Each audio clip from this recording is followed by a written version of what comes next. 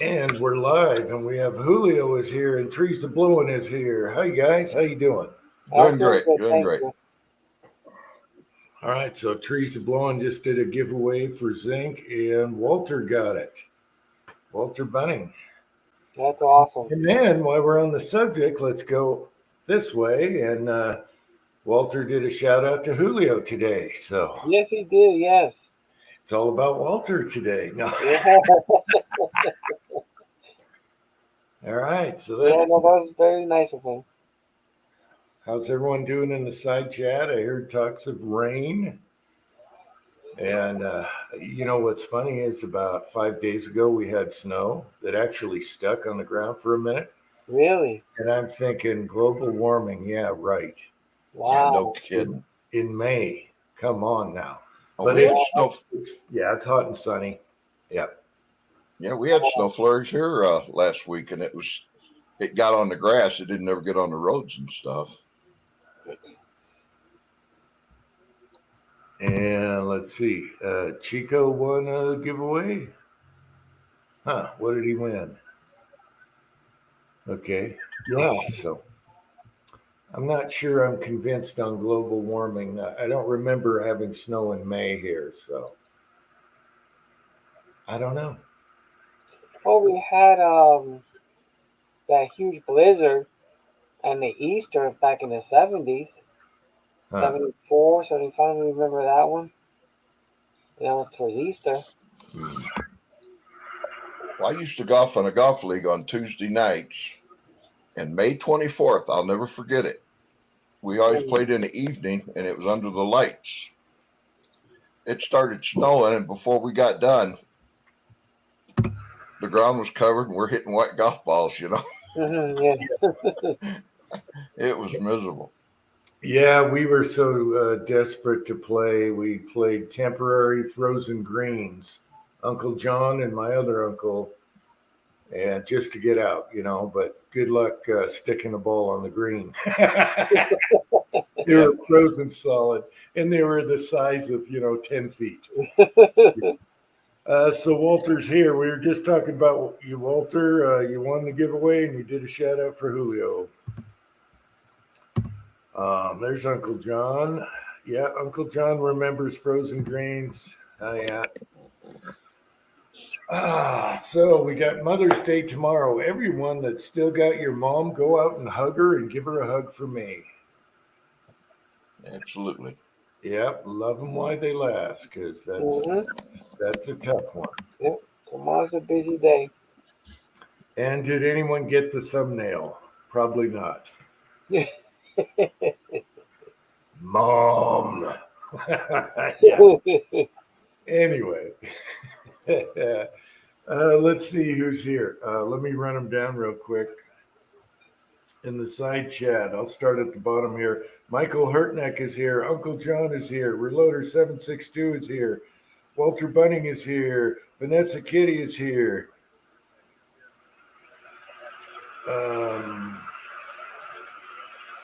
I hear echo. That's probably me. Andy 79Z28 is here. Hobbies and Hobos is here.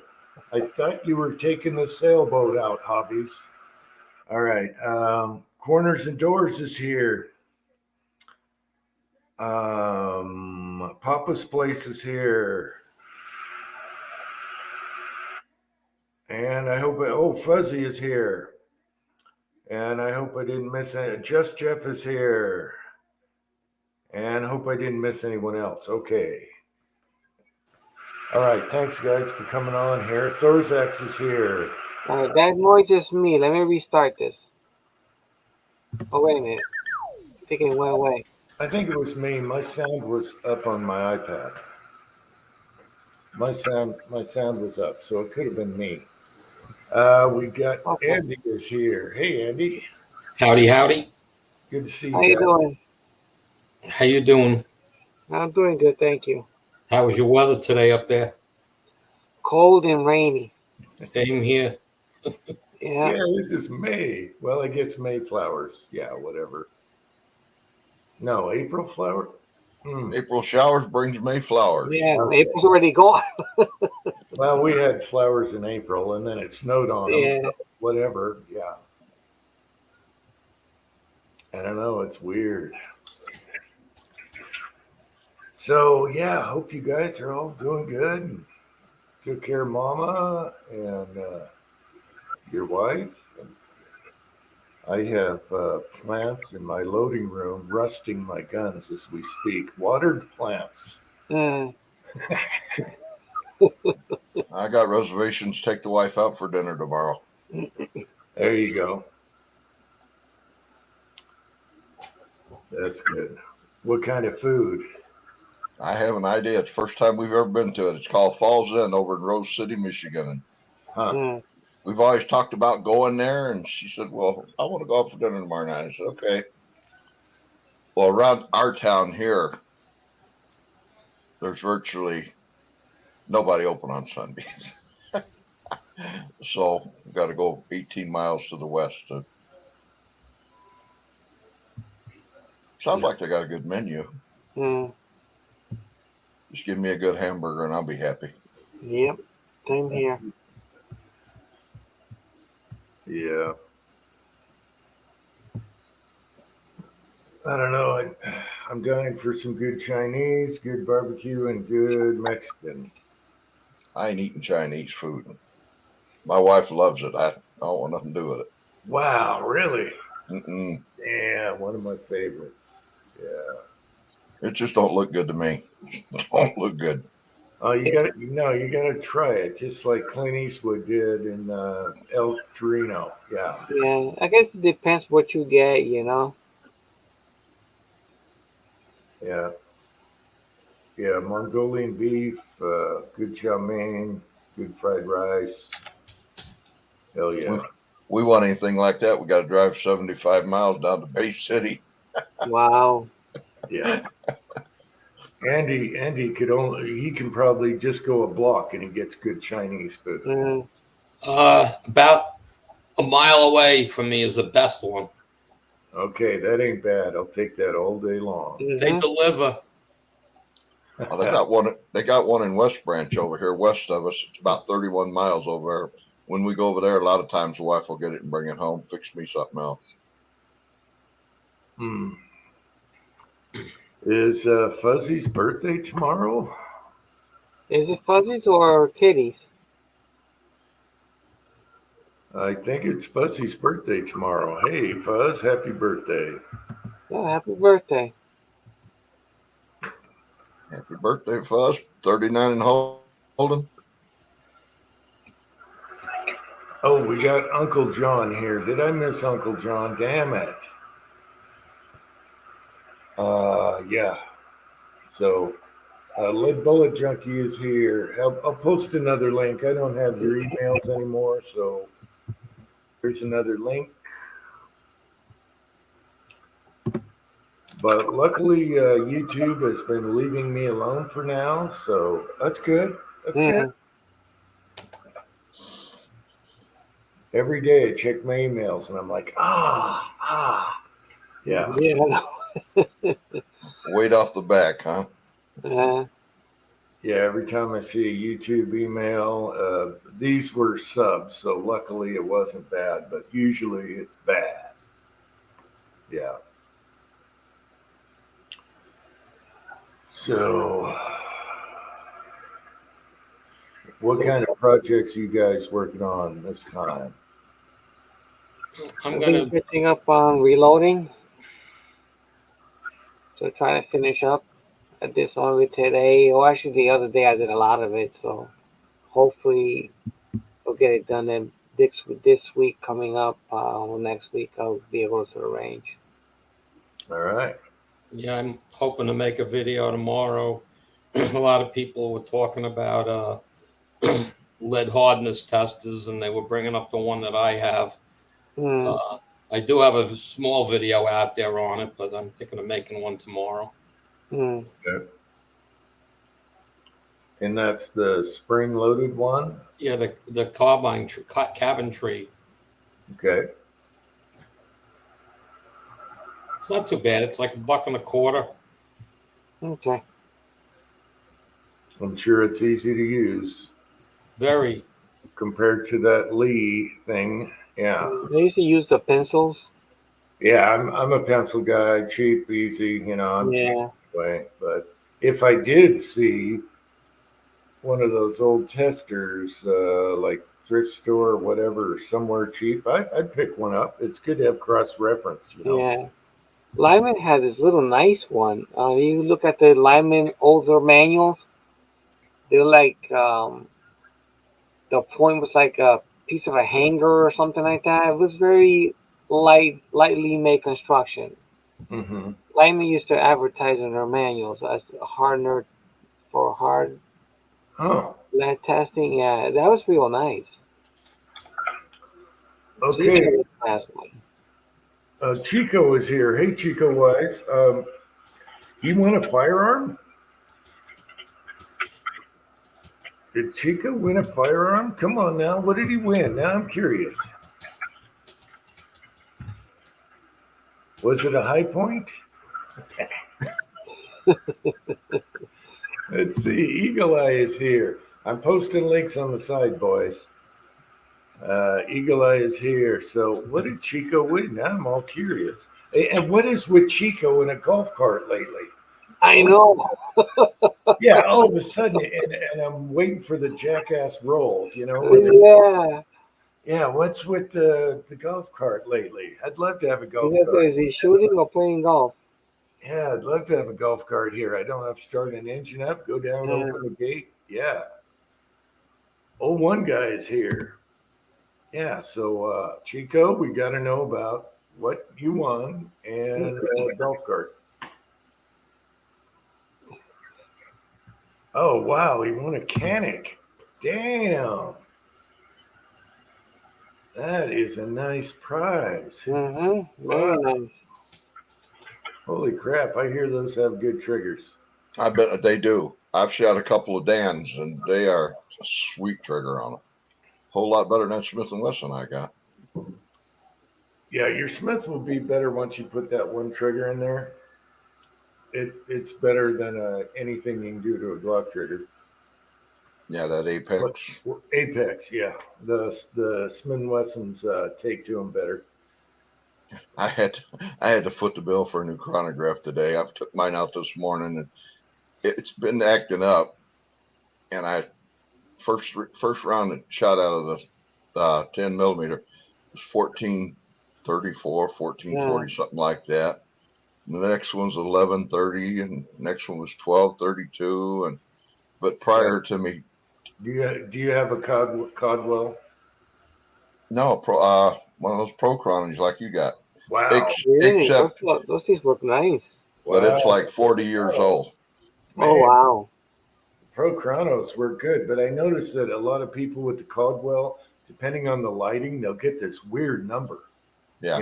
in the group, and it's like, where did that come from? That's weird on the Pro Chrono. They're 40 years old. I would try to call the company to see if they give you some kind of a deal for another one. Yeah, Pro Chrono. I'm very happy with mine, and of course, you guys seen what I've done to mine, and it's got 9 lives after what all the water drenched in it and everything I did to it. Well, Broke the switch. I'll have some spare sunscreens when I get the new one. Yeah, that's weird. We have really intense sunshine here, and I get beautiful readings. So it's weird. Yeah. Well, actually, Midway had they had their basic model for 102. They had their deluxe model, which is Bluetooth compatible, for 119 and free shipping. Yeah. I could have got the Caldwell for $99. I thought, nah. Yeah. I know a little bit about the Pro Chrono. Yeah, I'd talk to Pro Chrono about. Well, go out again and shoot it. Make sure you're not too close to it. Oh, I've tried it. Been trying it. I tried it several times last year, Jim. Okay. And I got the first 2 rounds I put in this morning. The first one was a 40 Smith & Wesson. They'd only registered 350 something, and the 10 millimeter registered 1200. I thought, okay, maybe it's just warmed up. And then those 3 readings I got 1400. I knew it wasn't running 1400.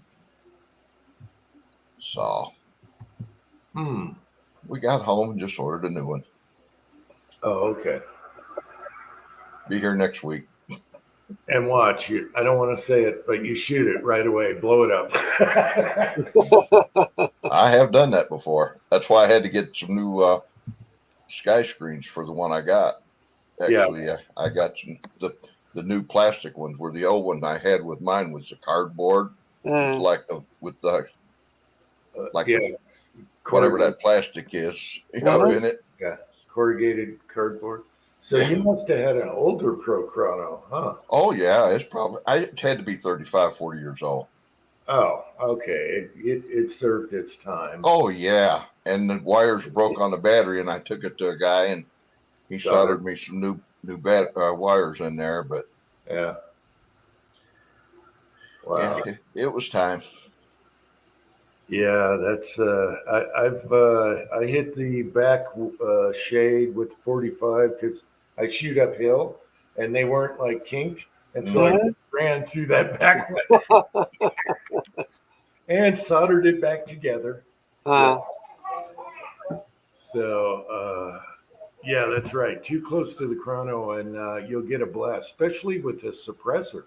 If you have that thing way too close, stay 7, 10. Yeah. Yeah, I have mine about 8 to 9 feet away from the table. That's usually what I run mine, about 8, 9 foot away. Yeah, and then if you got something really that blasts a lot, just take it out a foot or two further. Yeah, when I used 450 Bushmaster, that sucker shakes. Mm-hmm. Yeah, the 375 and the 308, no problem. 450, man, that thing rattles. But you guys have seen it. They can be drenched in water, dry them out. I've done it several times. It's slammed over a million times. Even broke the switch just dropping on the ground, and it's still kicking. So I'm kind of a Pro Chrono fan now. Yeah. Well, mine sold. It wouldn't even give you the standard deviation. It would just give you the low and the high. Oh wow! It wouldn't give you any of the others. Wow, you must have the original. All right, so that's understandable, but it kind of is just getting old. But I don't worry about standard deviation that much anyway for pistols. That's more or less a benefit for distance. Yeah, I like to see it though, to see how bad. Yeah, it's nice to have. Yeah. To know what you're doing. Mm-hmm. Yeah. Let's see.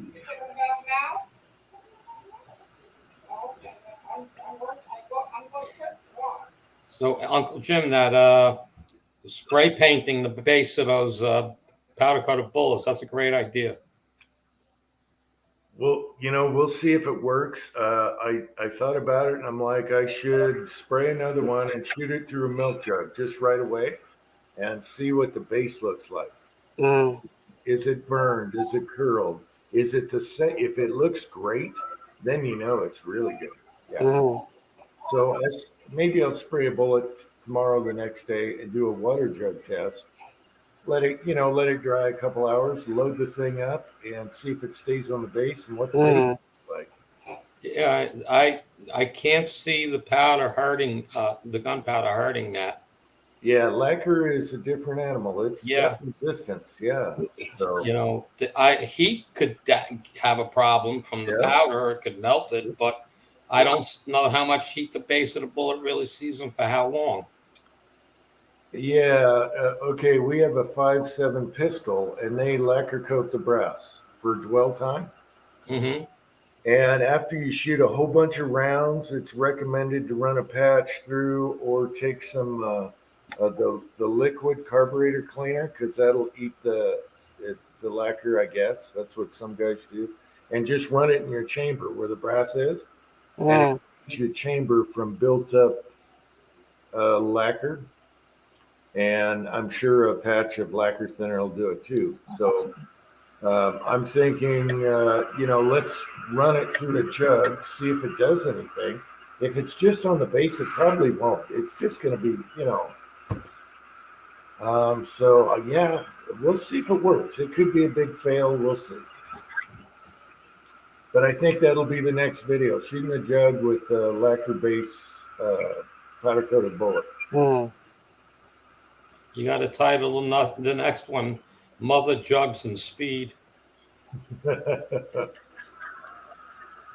Yeah, with me, the 375 Raptor, the bullet is long, so it goes past the shoulder, and then all that flame there, it melts the powder coat. So on its way out, it leaves it all right on the neck.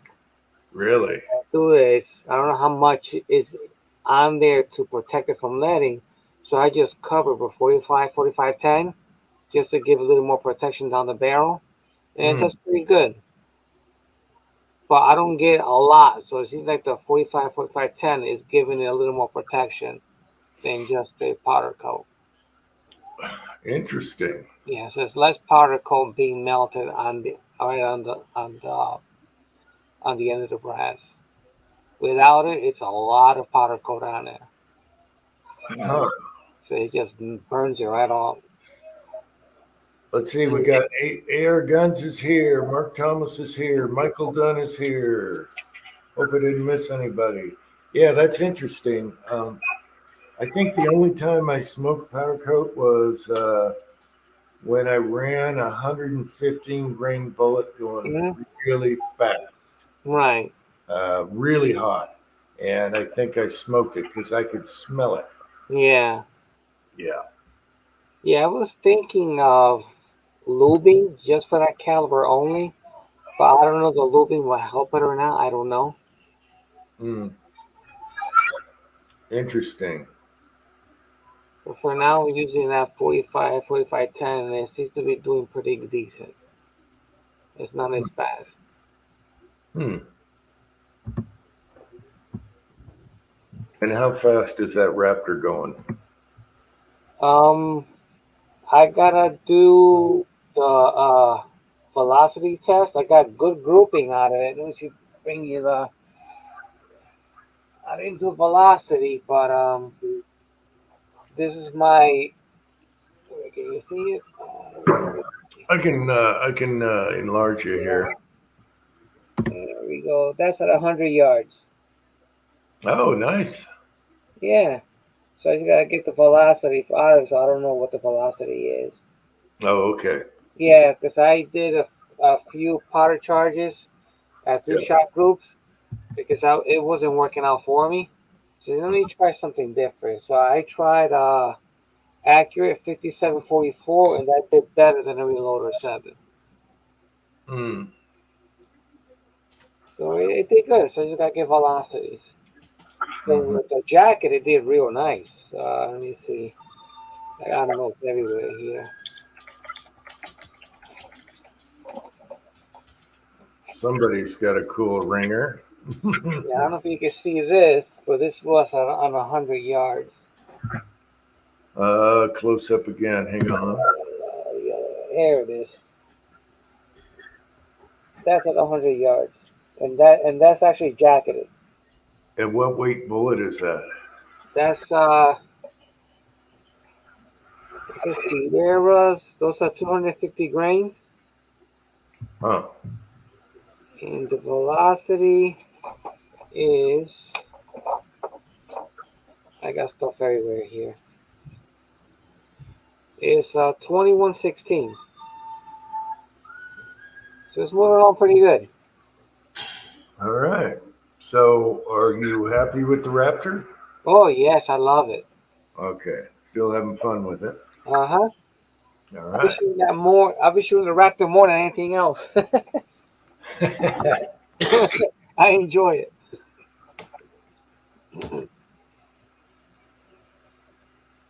All right. Yeah, but see, like I gotta try to anneal the brass after every firing. But so far, I split 4 cases, but Yeah. that's after the second firing. So if you're gonna try to anneal it Yeah. after every firing to see if I could not try to split them every time, you know?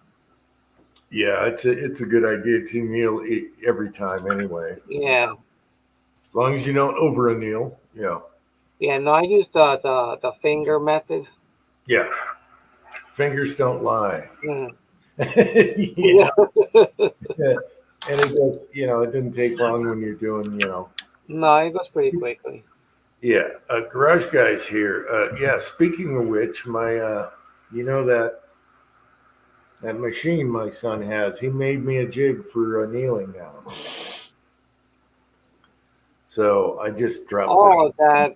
Oh, that welder thing that has Induction chemicals in it. induction heater. Is that what it's? Yeah, an induction coil. Yeah. Yeah. So he made me up a little coil and he made a bunch of other ones up for big leaf springs and stuff you can't get Mm. in. And so he said, "Hey, I made you one." And so we're going to have to try that. Yeah, you got to watch the timing on how long because those things will Yes. heat that thing up. You blink your eye and it's too much. No, this has controls on how long. So it'll shut off on its own. And the heat and the duration or whatever. And so I got scrap brass. And so we'll get it right. And then, and you know, even over annealing is the worst.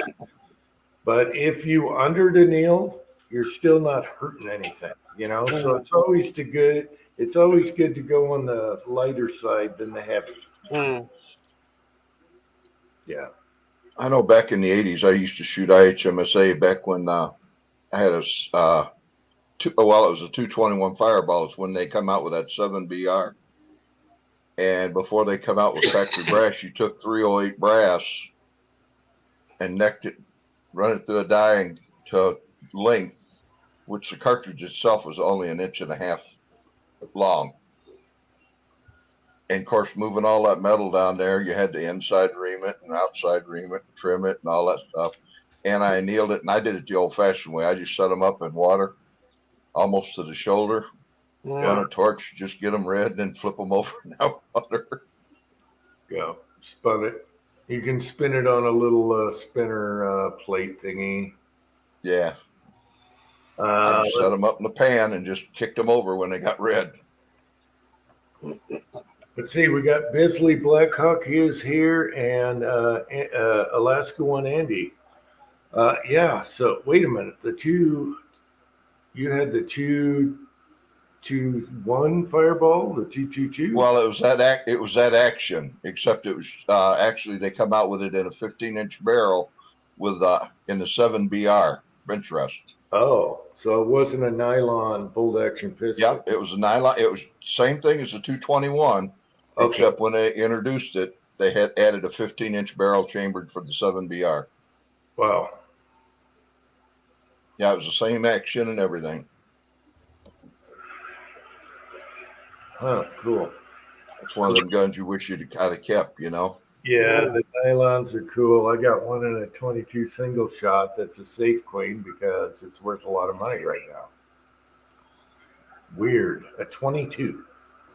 My mom had one it was my dad's when he passed away. She kept, and she ended up giving it to her nephew. I thought, Dad, gummit, Mom. Yeah. Yeah, I got to sell that thing so I can buy something neat. Because, you know, it's a single shot 22, but I guess they didn't make very many. And so it's worth a lot of money. Oh, I thought you meant the Remington Auto. No. The nylon. This is a nylon rifle. Oh, okay. But it's kind of a rare one. So second rarest one, I guess. I don't know. I shoot it now and then, but what am I doing with single shot 22 rifle? Yeah. So the Little Savage pistol, on the other hand, I'm keeping that. Yeah. Oh yeah, that was nice. Oh, they pretty good with that. What do you think that can is it to throw something? The golf ball thing. Oh yeah. It launches a golf ball. But what's funny is I wake up the next morning and I got a ton of replies, people I don't even know. And that thing went crazy. That video went crazy. Mm. It was like 3,000 views in a couple days, and I'm like, Oh, "Are you wow. kidding me?" Yeah, because I'm little Uncle Jim now, and I was like, "What the hell's going on with this savage?" I don't get it. I don't, Yeah. and I'm still getting new subs and repliers because of that little Mm. gun. I don't get it at all. I don't get it. You can't figure stuff out. I guess I don't know. I guess certain things catch the interest of certain people, you know? It kind of went a little viral for Mm. my videos anyway. I'm not a big channel, so it kind of went. I don't know what's going on, but I get a ton of notifications, and Mm. that's how I know about it because I don't watch that stuff. I don't care. I do stuff for fun, but Mm. for some reason I'm getting hammered with notifications. Mm. Wow. Who would have thunk? And it's a single shot. Yeah, yeah, I know. I shoot single shot contenders that are way cooler. No one cares. But this little 22, yeah, nobody cares. Yeah. Yeah. Shoot a golf ball out of one of your contenders. Yeah, 38 and 44 in those, it's a matter of capping the powder to make it blank Mhm. without having an obstruction, and it's a lot harder. Can't you can't you use those plastic inserts Okay. for the pellets? Yeah, but it's gonna hit the golf ball. So, So well, yeah, you're gonna have a collision, yeah, and that's the problem versus a crimp shell. And yeah. I did a 38 one the other day.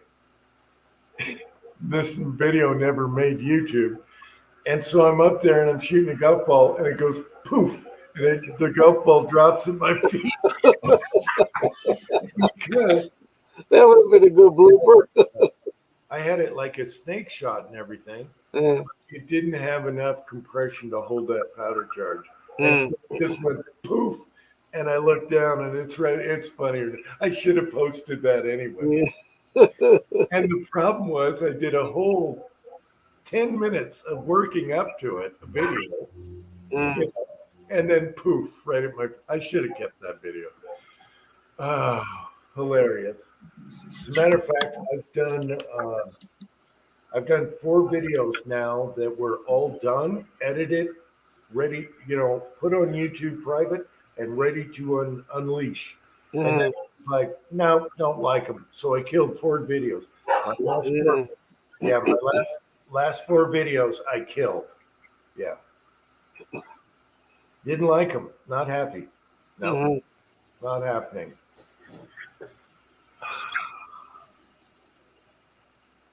Is it an XP? What XP? XP. Mark Thomas is here. What XP? Okay.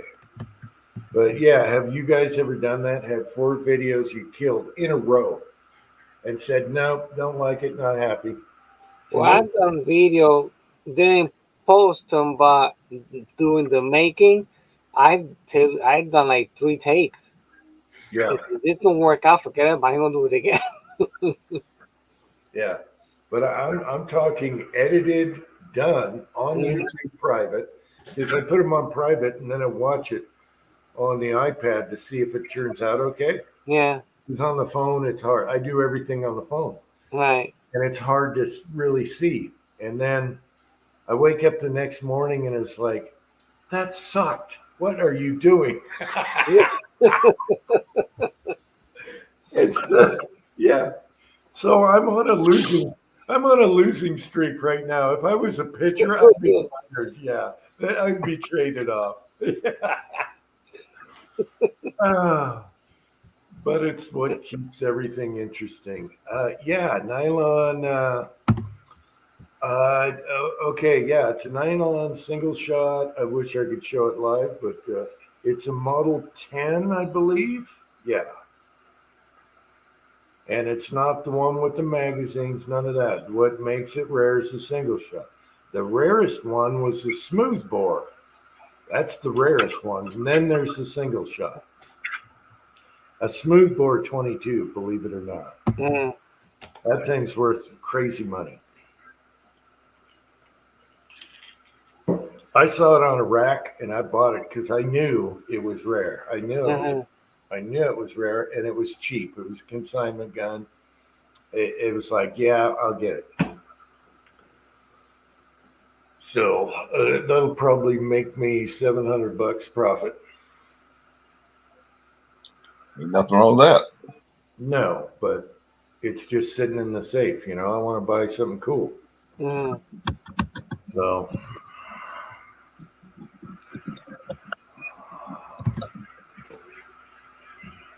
Okay, William says he has about 12 videos he hasn't fully edited.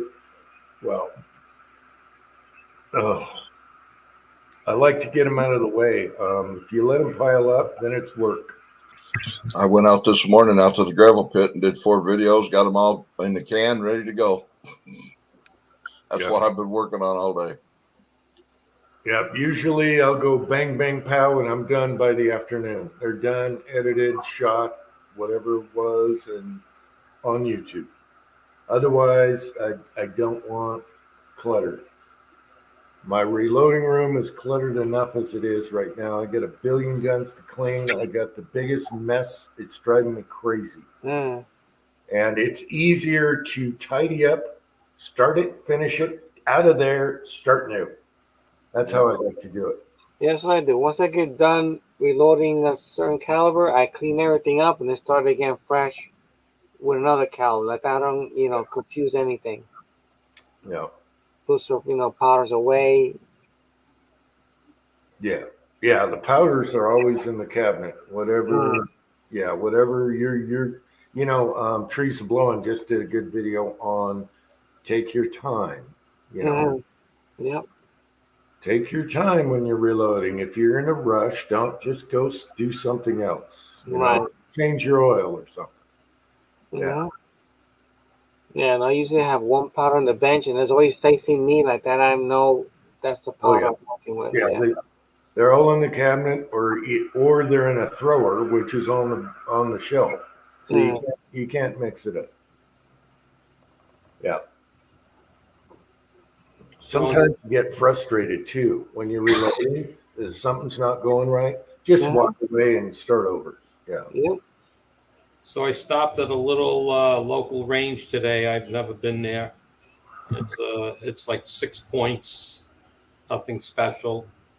They really only doing pistol down there, and I think 223 is the biggest they let you shoot. As far as rifle goes, they won't let you shoot. They don't even want you to shoot 357 rifle down there. So whatever. Anyway. Wow. I stopped in and, to ask before I just showed up and found out they, didn't like something. So I brought up some of my, because I want to sight in my Dan Wesson, the red dot with the weather outside. I can't get outside. So I brought some wad cutters with me, and I brought some of the zinc bullets that I just loaded. 147 grain, 158 grain. 170 grain semi-wad cutters. Then they come in at like 100 and 18 grain, 120 grain, whatever they were in zinc. And I brought them with me. And I said, well, this is what I want to shoot. I was worried because some places don't want you to shoot reloads. They don't want you to buy from them, So, and he says, yeah, I don't see any problem with that. He says, those semi-wad cutters, they look pretty cool. He says, and because he was holding one, he says, that lead seems to be pretty hard. It was a zinc bullet, So I go, it's like 28 BHN or so, I told him, yeah, there's no problem. I didn't tell him it was zinc. Right. What's the melting point on zinc? It'll melt at 780, but you got to cast at about 850. Okay. Yeah. So if you guys are making ingots and miss one, keep it 7 or less. Yeah. Yeah. If you keep your hot temperature under, let's say 720, you won't melt any zinc into your lead. Okay. I think I did that last time. I was doing the draws, and I'm like, son of a, yeah, I had a zinker in there, but yeah, keep them about Mm. keep it low. Yeah, Well, the only way to do that is put definitely known lead into the pot, get it melting, put a thermometer in it, see what temperature you're at before you add a lot. yeah. Mm. Because you got to, it's very easy on one of those, turkey fryers to be at 800 degrees on your lead. Mm. Yeah, it's good to have, once I get it melting, then I turn it down. It's good to have a secondary valve on it too. Yeah, but you Well, can tell what? by looking at it. It's cottage cheese, and then it starts melting. You know what I mean? And Well, then if you here's the funny part about it. If you are using lead and you're at that 700 to 750 degrees, and at 750 you will start making mush if you got zinc in it. Okay, but if your temperature was up to 800 degrees, the zinc will melt in with the lead. yeah, You can stir it in. yeah, you can't go over. Stay on the light side. I mean, it doesn't take much to turn it up a little more because it's still like sitting there. Yeah. But Oh, you so can, if you got a lot of zinc in there, no. But if you got 1 or 2 wheel weights and a Yeah. 20 pounds of lead, Yeah. if you turn the temperature up and stir it real good, you can mix it in. Oh, okay, that's good to know.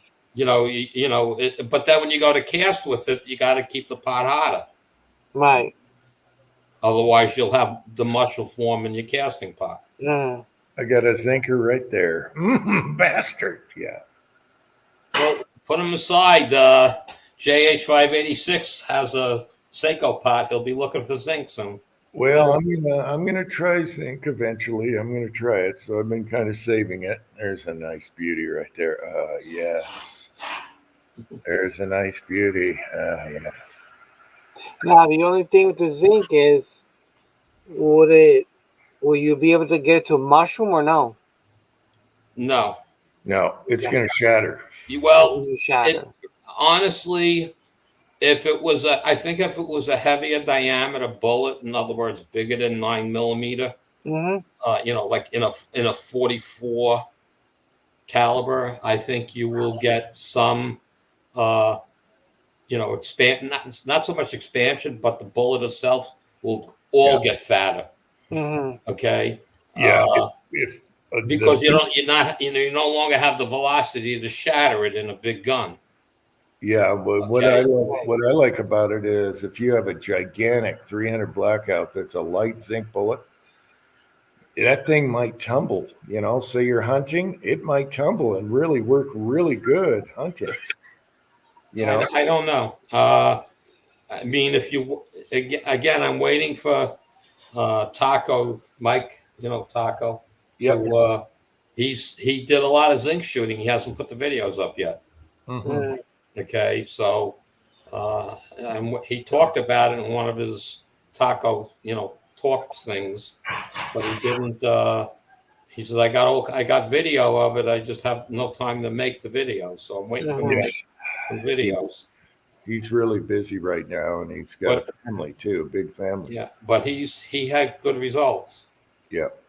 MCK is here. How's it going? Let me post another link. Keep the links up here. Yeah, but I'm thinking if you have, what I'm saying, a huge, long, 250 grain, 300 blackout bullet that's now zinc. When that thing starts hitting media, I think it's gonna do this, which is good, Well, that big missile from Lee that doesn't seem to work good in anything but 300 blackout. Okay, yeah. And Taco has a similar bullet, the one he designed. Okay, that he's supposedly going to try and zinc. So we're waiting to find out what that one does. Okay, Michael, if you overheat your lead and mix zinc with it, it's going to look like cottage cheese. It's going to be ugly. Yeah. So yes, you can. You got to keep the zinc temperature away from the lead temperature away from the zinc temperature. So keep it around 700 if you're making ingots. Then you're safe because your lead melts, but your zinc does not. Mm. And Andy says 720. I don't go to the border, Andy.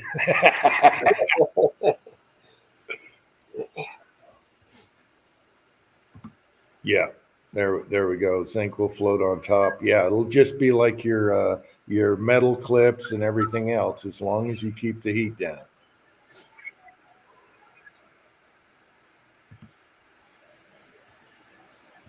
Yeah, that's not a big deal to do. I mean, some people just say, I want to get the lead melted, and they're cranking their burner, and it's like, they're sitting at 800 degrees. You're melting the zinc with it.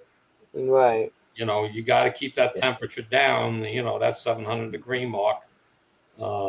Be honest with you, it doesn't have to be that hot either. 660 degrees or so, you melt your lead, but it'll just take longer.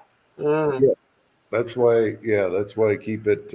You'll see your puddle of lead, and then you got your pile of crap on top when you're doing wheel weights. Then turn it down a bit. Just don't be in a hurry and let all that lead melt with it. Stir it around, and you're going to see. If you screw up, you're going to see. One of these or a steel one or something that's just sitting there, and get rid of it. Yeah. Look at it, check it out later, but get rid of it. Scoop it out of there. But yeah, have you ever gone through all your wheel weights? You check every one with a cutter, and then you find one in the pot. Damn it. I don't look. I don't even use the cutter much anymore. I just No. almost every zinc wheel weight has ZN on it. Okay, so if you're looking at them, you'll see the ZN. If you're just handling them and say this feels like lead, and it could be zinc, yeah. Yeah, no, I had a few that didn't say the ZN on it, but when we used to put the cutter on it, it was hard to cut. And I double checked just to make sure it wasn't steel, but I figured it was zinc, so I put it to the side. Well, the other problem is now they got plastic ones that look like lead. They're gray. Right, and they got some kind of sand or something in it. Yeah, if you don't pre-check those and put it in the pot, it's a stinky little beast. Yeah. Yeah. Yeah, I had a few of those too. Yeah, I'm looking at some wheel weights down here right now. I could probably grab a few examples, but I'm almost done with my smoke, so we won't go there. Yeah, William, can't you scratch zinc or lead and dump the acid to see if it fizzes? That takes way too much time. Seriously, I have not found a wheel weight that was in zinc that did not have a ZN on it. Okay. You got the plastic ones. I just tossed them. You definitely know the steel ones. They physically look different. Yeah. And your lead wheel weights actually look different too. See the ZN on there? Mm-hmm. Kind of backwards, I guess. No, it's right. Yeah, that's right. Yeah, that one's sitting out for a reminder, don't use. Yeah. Well, I think I got rid of all of my zinc. Tactical FUD. Hey, Tactical FUD, how's it going? Yeah, so, all right, let's go back inside.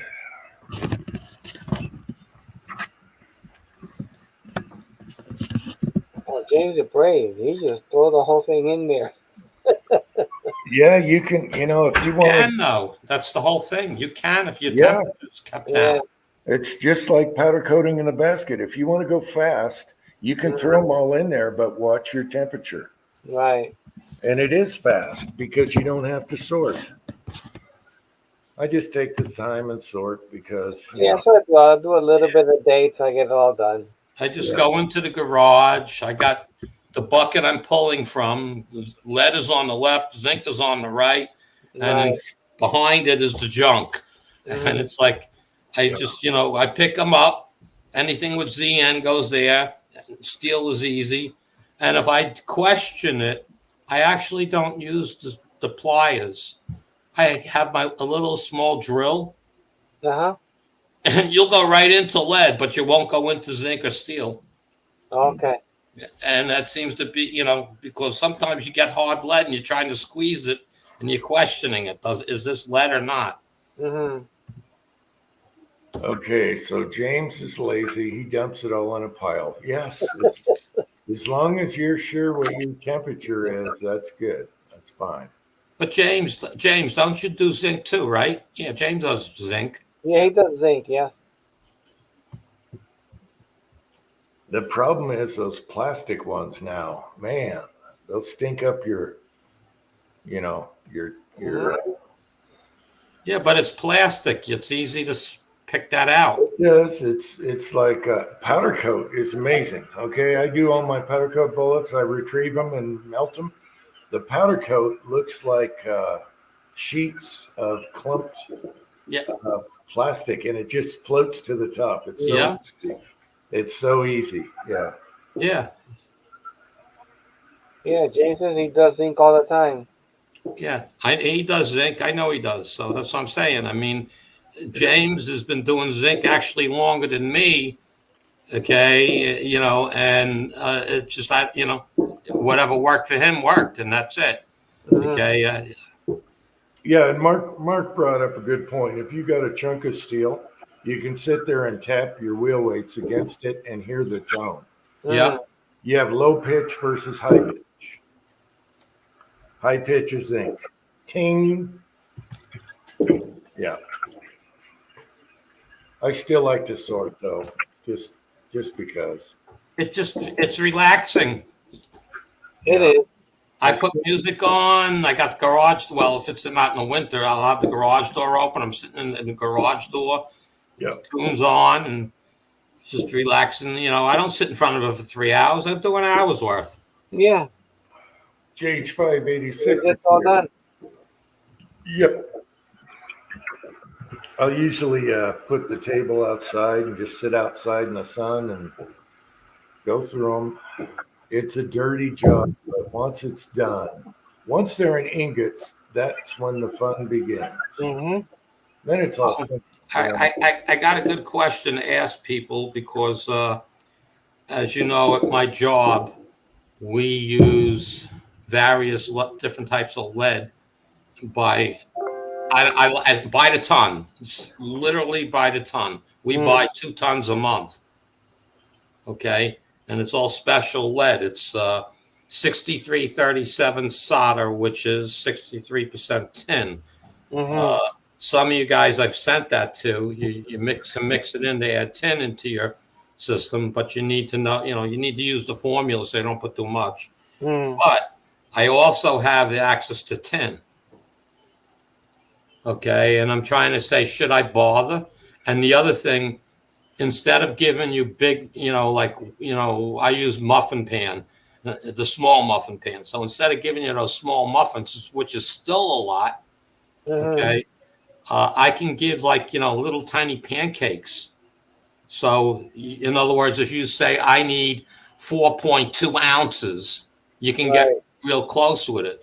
So because that's how I usually get it because I have a machine at work that I use every day, and it actually whatever metal you put under it, it will tell you what's in it and what percentages. Okay, so if anybody ever needs, they got a ton of lead and they really want to know what's in it, not the hardness, what's in it, I can bring a piece of it to work and give you a full report on everything that's in it. Oh, that's pretty cool. Okay, so but the thing is I can get so much of this stuff, and yeah, I don't mind giving some of it away, but there's a point of saying they're charging $28 a pound for tin. Okay, you go online, that's the going price. Right. Rotomed, anything in a bar form. So it's like, I'm saying, well, what would people be willing to pay for tin? I don't want to rip anybody off, but I'm giving away hundreds of dollars worth of stuff. Right. Okay, so I'm saying well, I don't know what fits in a small flat rate box as far as the tin goes, how many pounds it would be. But, I'm thinking like 25 or $28 shipped. It's got to be definitely more than 1 pound. It's going to be like 2 pounds, maybe Right. even more.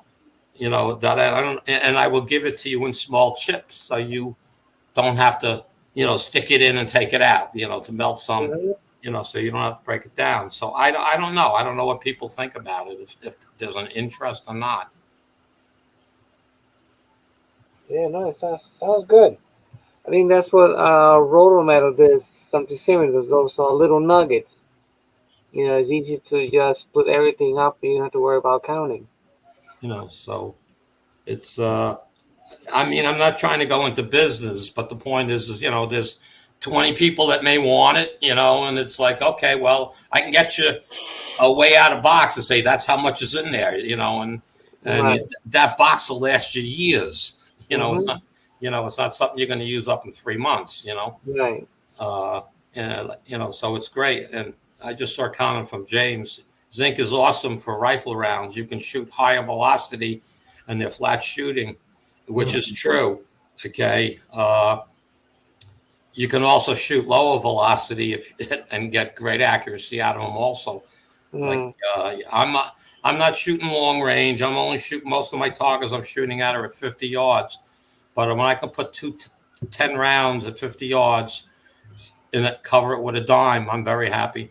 Hmm. You know, and I'm doing that with my 30-06 and my 223. I mean, I don't really have a lot of calibers and Mm. that way. And pistol, my 9mm, I'm shooting tons of zinc out of it. No problems. No problems whatsoever. And I'm using that oddball powder that I have to figure out and work up loads. Hmm. It's like I take a step back and say, man, maybe I should try loading them with tight group and see what happens, because you know, it's the stuff I'm using. I'm in uncharted territory. It even sounds different when you shoot it, uh, Right. but I've got the accuracy, so I'm not concerned. I got no pressure Right. That's whatsoever. good. You know, and like, yeah, well, Eagle, I did that 9mm, the 147 grain flat round nose from Lyman. They come in at like 90 grains, and he did that whole workup on it, and he was up 1,600 feet per second, and he was using like 5.5 grains of 231. So you know, he's played with it too. It's a great shooting bullet. Mm. All right. Jay Peterman's here. Jamie is here. And then Michael asks the question. No, I don't cast for 5.7. I'd need like a 45 grain mold. Yeah. So no, I don't. But the bullets are cheap. We got several boxes. Um, Michael Dunn, that the zinc keeps your barrel cleaner. I wouldn't know that one. I have to say yes. First of all, there's no leading. Okay, so that's the first part. You're not dealing with any lead. Okay, you're not dealing with any powder coat, because you're not powder coating it either. So when I clean the barrel, 3-4. I mean, and again, I don't go just shoot 10, 15 rounds and put it away. I'll shoot 300-400 rounds when I bring it to the range. Mm. When I come home and clean it, it's like 4 patches, 5 patches, and the barrel's clean. I don't even put a brush down it. Mm. Yeah. Speaking of brushes, let's bring up this topic. Bronze brushes can be an issue sometimes. I always use bronze brushes most of the time, but a lot of the match shooters have gone to plastic brushes. And that's because once they're, and hopefully Kenny's here on the side, once their throats are eroding and stuff, the bronze brush can cause issues with that. where the plastic brushes don't. So what do you guys say on that? I've been buying, I guess you could say nylon brushes. I'm assuming they call the Yeah, black yeah, ones, because I find that the bronze tend to break, flake off, and they're in there. yeah. I've noticed that, and you want to patch through it, and you can see the pieces of bronze coming out of there. And I don't know if Kenny is still here, but and also once you get some erosion and voids and stuff, the bronze brush can actually catch on that stuff. Hmm. So a lot. There he is. Okay, but I heard that the nylon brushes won't have that problem, and if you got a good solvent, whether you're getting copper away or copper's a different solvent. Right. It makes sense. A lot of times I'll use the nylon brushes and pistols and stuff. Hell, I'll just use patches most of the time. Hmm. Yeah. All right. So it's not the bronze issue. It's when you start chipping, fire cracking. All right. I don't think I totally comprehend, but I'm a monkey. All right. Yeah. No. I think. Fire cracking is kind of like an erosion, right? Yeah. So I'm assuming he probably said wire cracking, maybe. It could be. Probably wire It could cracking. be fire cracking like erosion. That's where Yeah. the Yeah. issue comes up with the match shooters. Right. Also, when you're running your rod through your gun, don't let that rod grind against your muzzle. Uh. When you go through, you know what I mean? Don't let it hit it because you'll wear a spot eventually. And then you have the debate versus carbon fiber rods versus stainless steel. Mine is a stainless steel. Yeah.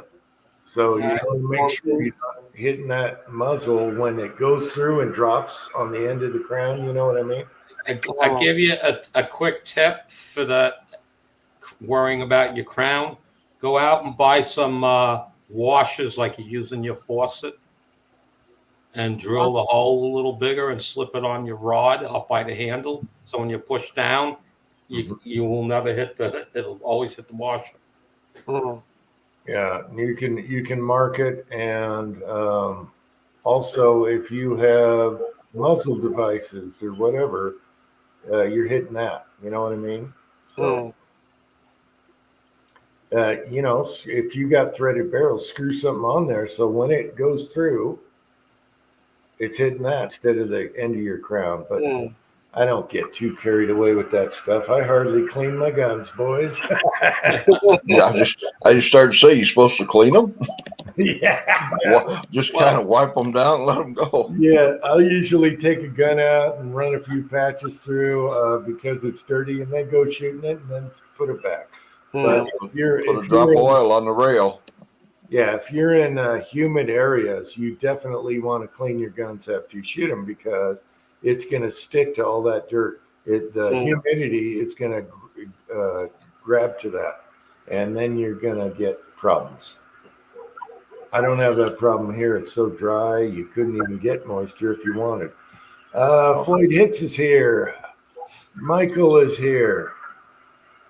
Nothing nylon for Michael. Okay. Yeah, like the Eagle I just put up there, use bronze brushes that come in packages. You can buy cheap brushes on Amazon, they're like 50 cents a piece or something. Mm. And like you said, use it once, twice, throw it away. Yeah, but why? Well, because he's talking about the brass like breaking off and getting into your lamps and grooves and things like that, All right, I'm okay. I get that part. I'm cheap, so what I do when they get once you use them, I'll go out in the garage. I have a burn barrel little box where I burn stuff, and I spray brake cleaner on the brush to clean it, so you're not rubbing dirt next time. You know what I mean? Right. Well, however, if they're breaking apart, and that's the issue with match shooters, which I am not, I get the point. All right, good info tonight. Way to go, Kenny. But yes, guys, don't use your dirty brushes. Same with your bore snakes. Clean them. You can wash bore snakes, okay? Mhm. And clean them, and don't lay your bore snake on something dirty like a bench on a public range. It's dirty. Don't do that. Keep it in the baggie. But Yeah, yeah, I clean your always have in a Ziploc bag in my range bag. clean your brushes. It'll get the copper and all that crap off of your brush. Spray it with a brake cleaner, non-chlorinated, and then let it dry, and it's fine. Put it back. But yeah, once you get to match guys, they're all technical. It's almost I can't stand it. It's too much for me. Mm.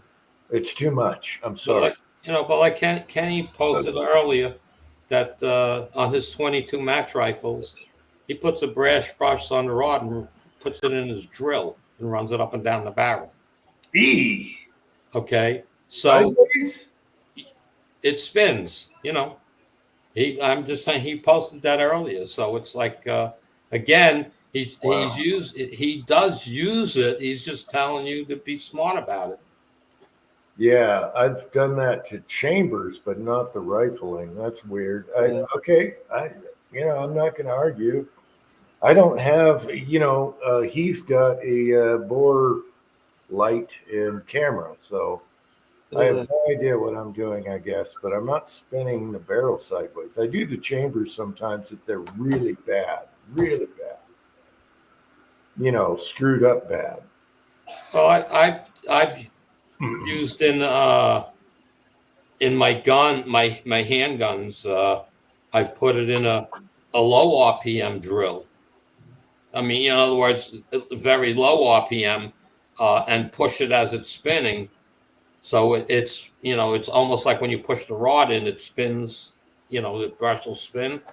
It's adding a little more spin to it, and that's only 1 or 2 passes. Then the rest is normal. Mm. Yeah, see, I don't clean that much, but I have done it to revolver cylinders when they're really bad. Like, say you're shooting 38 through 357 a Yeah, round, yeah. run the drill through it. It didn't hurt the cylinder at all, and that's where I basically did it, but not on a rifle barrel. That's interesting. Hmm. Yes, clean your bore snakes. Because all you're doing is, if you got gunk and crap, and I might be the weird one, but I put a little lube or cleaner on the brush part of the bore snake and just before it, and then put it in a baggie because I don't like running dry. You know how the bore snake has a brush on it, Yeah. especially 22s? I don't like running dry through a gun. So it's got a little lube right before that brush and on the brush, and then I put it in a baggie. And once it gets dirty, I take it in hot water and Dawn soap and wash them. I actually soak them, and you'll see all this white stuff come up. Mm. And then you squeegee them out, and then you hang them to dry, and they last forever. I have some from the 80s, 90s. They still work as long as you don't break the string. Mhm. And it's here. Oops. All right, Uncle Jim, I'm going to hop off of here, guys. It's good to be with you. All right, same as nice to We're see going you. to call it a night. All right, Trees. Good seeing All right, you, good buddy. night. See you guys later. All right, yeah. Have a good one. Have fun with that 10. Yeah.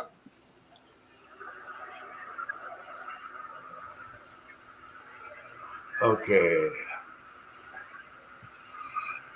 Yeah, because the bronze brushes, Timmy, after a while, I would say maybe about the third time, if that, they seem to fall. For me, they seem to start falling apart like the second time around, pretty much.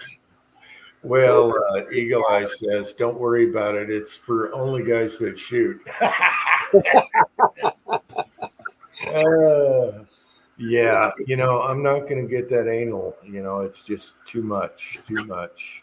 Like I said, I hardly clean my guns, and I like patches. So Mm. if it's really, really bad, then yeah. So Never heard of washing bore snakes. Oh yeah, I mean, think about it. You got a dirty bore snake, and then you laid it on the counter of the range, which is covered in all kinds of crap, and then you put it back in your barrel, and you're scratching it up with, it doesn't take much sand granules to screw up a barrel. So Mm.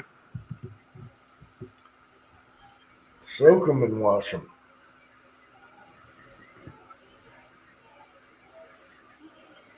Actually, I guess if you took a little jar and put some brake cleaner in it or whatever, and when you finish cleaning your guns with your brush, the brass brush, just throw them in there.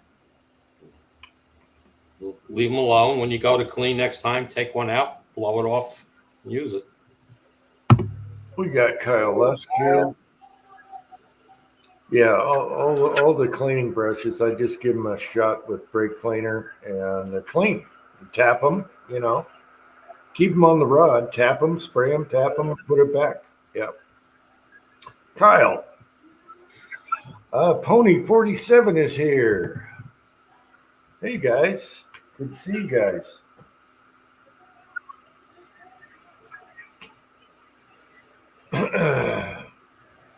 And there you go, Fuzz. Here you go, Fuzzy. Oh yeah, white belly all around. Oh yeah. Let's see. Johnny, 1982 is here.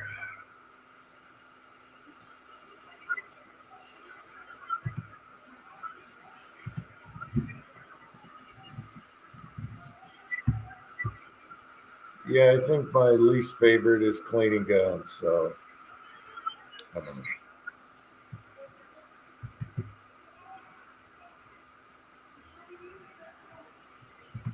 Oh, you're girl. Yeah, you're girl. Good girl.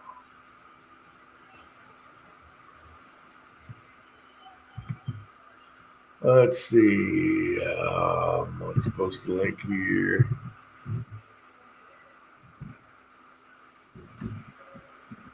So I'm going to throw out one quick rant. Well, there's people who seem to be having issues with their Anneal's machines. They keep melting their wheels. Mm. Okay. And I'm sitting back trying to understand it because I have one. And when I first got the machine, and I was just trying to get the torch in position and stuff. Yeah. I could see where that could become an issue. Okay. So all I did was change the angle of my torch. And I've probably annealed over 30,000 cases. I haven't melted the wheel at all. Right. Now, the other issue is, so they were making these covers. He makes this aluminum cover that goes in front of the wheel and gives you a new shaft and spaces and all this stuff. Mm-hmm.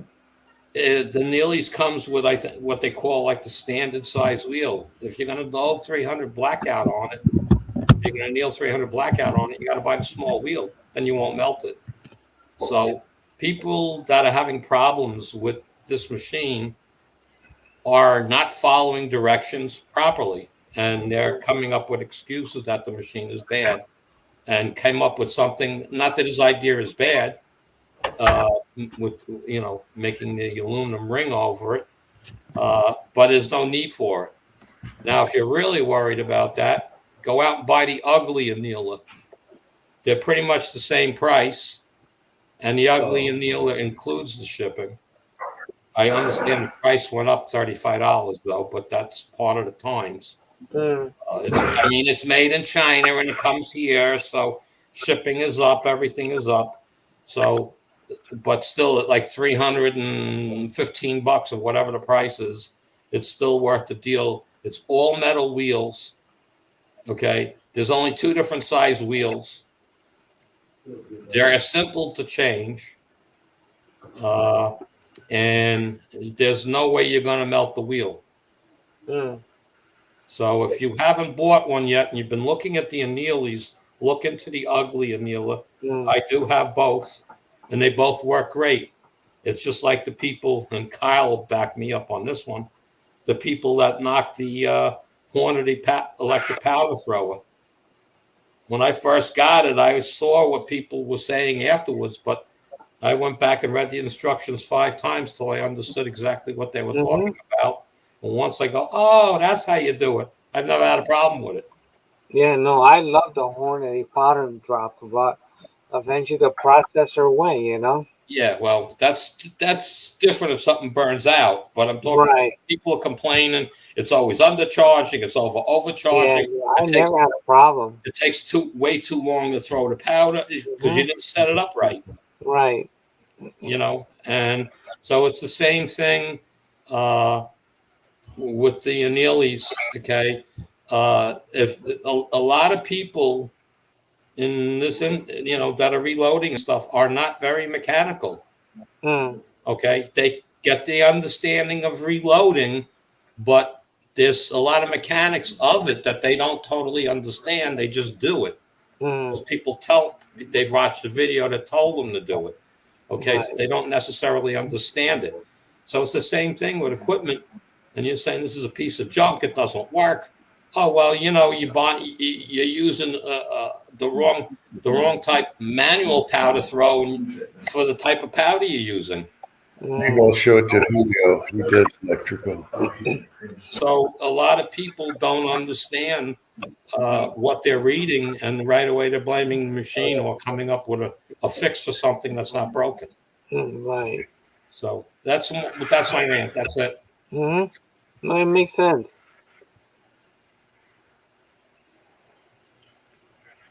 All right, Julio, you do electrical, don't you? My son just put up, what do we got now? 4 220 outlets? It's like an extension cord. And I'm like, well, I got to show it to Julio to make sure it's approved. Anyway, he did some really neat boxes and he ran everything at once and our power didn't go out. So that's good. All right. Wow. But it's nice. You don't have to unplug one to the other. That's the only reason why I made it, so I don't have to plug in all Yeah. this.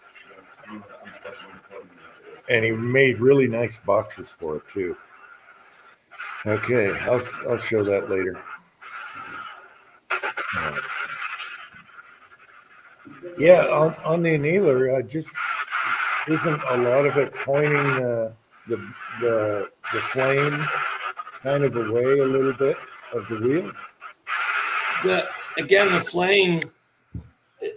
First of all, you got to understand the type of tip on your torch. Okay, it's really got to be a pencil. It has to come down to a fine point. Some people have the torches that have 4 jets on it, and it comes out and it's like fluffy. Like that's not good. You need the scent. You need that scent of blue flame, and you want to bring that up to the crease in the neck of the bullet.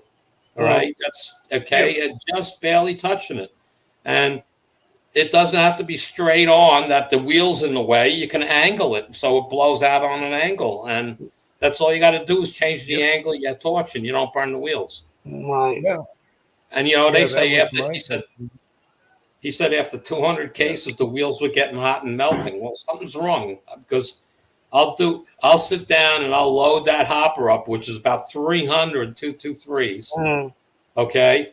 And when it gets halfway down, I fill it up again while it's running, and I keep filling it till I get done. I might put 1,000 cases through in one sitting, and I've never melted a wheel.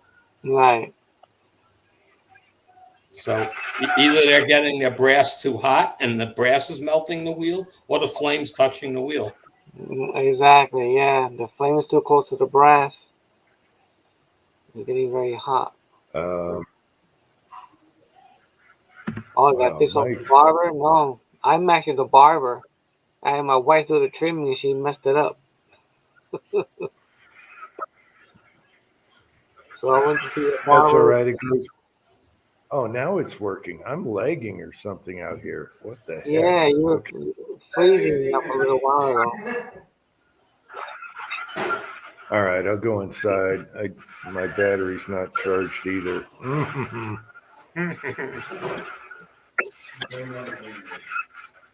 So, Yeah, that was my thinking. It away from the wheels, don't melt your damn wheels down. Yeah.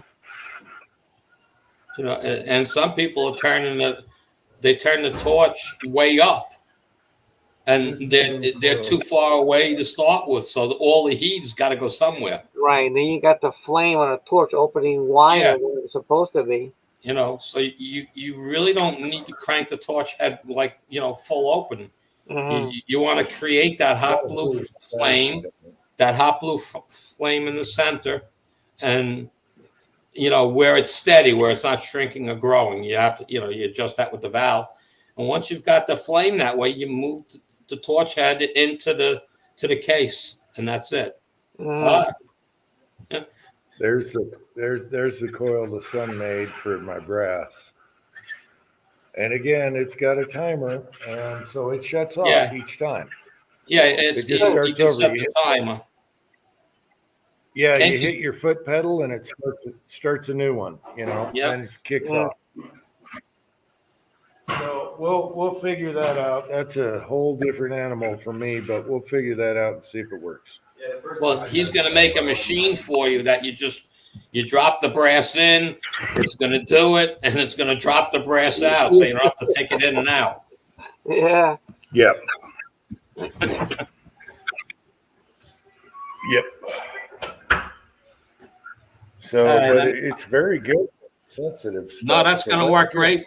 When you get that set up, Uncle Jim, that's going to work great. It's just, well, see, you don't sit down and do 500 rounds or 1,000 rounds at a time. So if you go out and have 30 rounds that you got to anneal, it's no big deal. Mm-hmm. I do all my stuff at the end of my shooting season. Everything's collected. All right. I might work on the brass. I may deprime them. I'll do the first cleaning, and then I'll go in and do the, then I, put them all aside. They're all ready for annealing. Mm-hmm. All right. So I don't do 30. It's not worth it for me to set up the annealer for 30 cases. Right. But once I set up the annealer, I'm doing all my brass, not just 223. I'm doing my 3006 as well. I'm just, finish one and I do the other. So Kyle. It's just everybody has their own way that their needs for reloading. How much brass at one time and things like that. I'm lucky enough that I have that much brass and I have that much loaded that I can sit down and at the end of the season and process it. At my leisure, of course. Mm-hmm. All right. But once I set up the annealer, everything's getting annealed. It's, that's the next, I do it in steps. Yeah. The weird thing about that big machine is for, forging and stuff. But I was surprised how good it is at being sensitive for small things. Oh, yeah. And he was really selling it to me when that crate was outside in the snow, and I had a FedEx truck that almost went over the cliff. I had a FedEx truck almost go over the cliff, But once he told me that, I calmed down. My heart rate went down. Yeah. They sell the handheld ones like that. This 120 volt version they sell. They're like 175 on Amazon, and you can buy different coils for it. You can do the same thing. The Pope is back. Yes. And you won't get those food prices anymore, Kyle. No. Yeah, no, it's ridiculous, man. Go to the store. What is that, 4 or 5 years ago? Yeah. Yeah, those food prices are gone right now. Hey, I'm keeping it alive, sir. I'm keeping it alive. All right, guys, I'm going to turn in here. All righty. I'm up. I get up early even on the weekends, but it's just me. I'm the same way. I'm up early. So have a good night, everyone. We'll catch you next time. All right. Thanks for coming on, Andy. Have a good one. How do you turn this stupid thing off? Oh, there it is. Have a good one. That was my problem, trying to turn the stupid thing on. I might be, I might go to sleep and then come back, and here we are. We've Hmm. done that before. What happened? Anyway, hey, How are you? How you doing, Kyle? I'm doing good, brother. How are That's you, good. Julio? I'm doing good, thanks. I can't see the side chat at all, so hell, I'm just sitting here flying blind and stupid. Grab yourself a crack spoon. What? I know I was reading that. Oh, bad, bad. Yes. Let's see. Who did I miss on the side Oh, here? Hank, come on, Jim. I mean, What? What did I do? you can get cantaloupes for $129 a ton. I mean, damn. We need to bring back the hat chat. Yeah, I know. We got to do another hat chat. Georgia Trapping is here. Hey, guy. Right here. All right. Trying to catch up. I have battery issues. Living on the edge here. All right.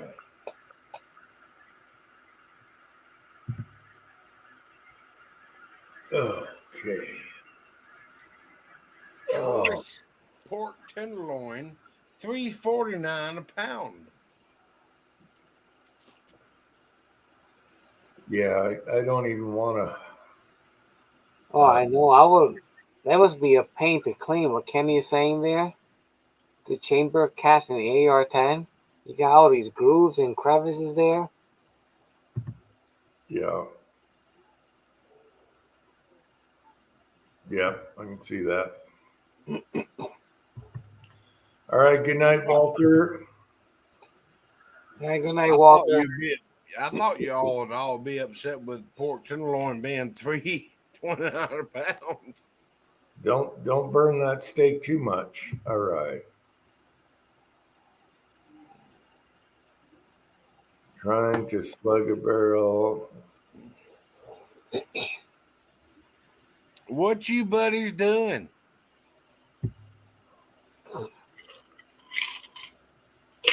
Mm. Hanging in there. Hanging in there, waiting for the big fights. Lots of controversy tonight, but it's a stacked card. Can't wait. Well, you been in Vegas or No, but no. This is in Arizona.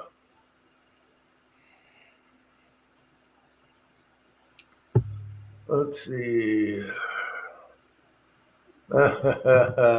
Yeah, Jamie got a 44 special. That's Yeah, I thought there's always been 44 Magnum. 44 Special must be a yeah, rare.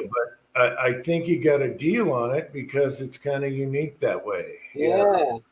he did, and Um, I love it, and I yeah. wanted to steal it from him while I was in the car. Yeah, so the Mine, previous owner was mine. probably not loading for 44 special and realized that ammo isn't easy to get and cheap. And so that's how you get some good deals. Yeah. I hooked him up with a little bit of brass that some of you generous people have sent me. I hooked him up with a little bit of brass. I've dismantled my entire reloading stations. Um, and it actually took me about 10 minutes to find a sack full of brass for him, but I think I got him on the right path. Yeah, I think I only have 100. I got at the thrift store. They're all the same brand, so that's good. So I load it now and then, but not all the time. It's fun round. It's fun. It's fun to do both. No, it's not like buying 380. No, 44 specials. As a matter of Now fact, you can load in there 44 Russian. That's real fun to shoot. I think a great hunting gun, I wish Ruger would make it, is like the LCR polymer frame revolver in 44 special. That'd be so great hiking, and a 6-shot. I think that'd be awesome. Then it wouldn't beat up the gun, being lightweight. Hmm. I wish they'd make that, but they only make a heavy one.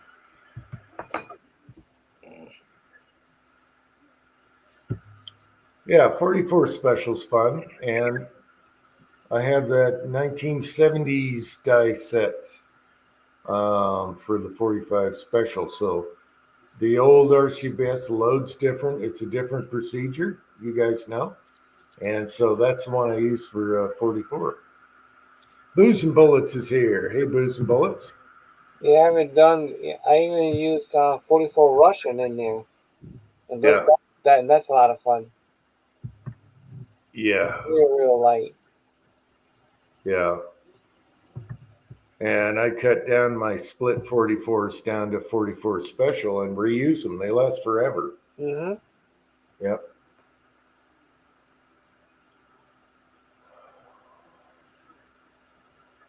All right, I'll be right back. I need a bathroom break. Yeah, I never tried that.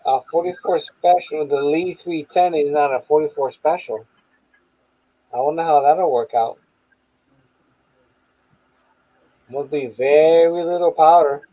Probably 4 grains. Ow, ow, ow. I was just walking away, Julio, and I hit my knee on the coffee table.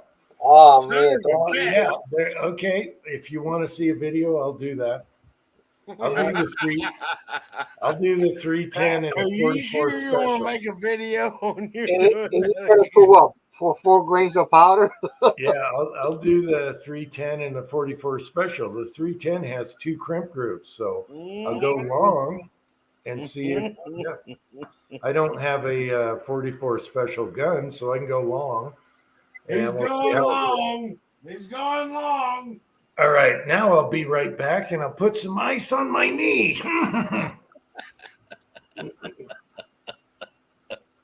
Who knows what the hell he's talking about? You never know until about 2 weeks later. I love it. Which is why I brought the boingy boingies.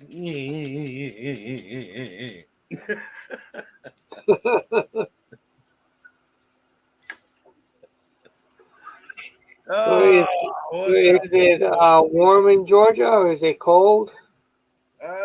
Chili. Chilly? Yeah, we got some cold weather coming in, which makes for active thunderstorms. Okay. Um, whatever.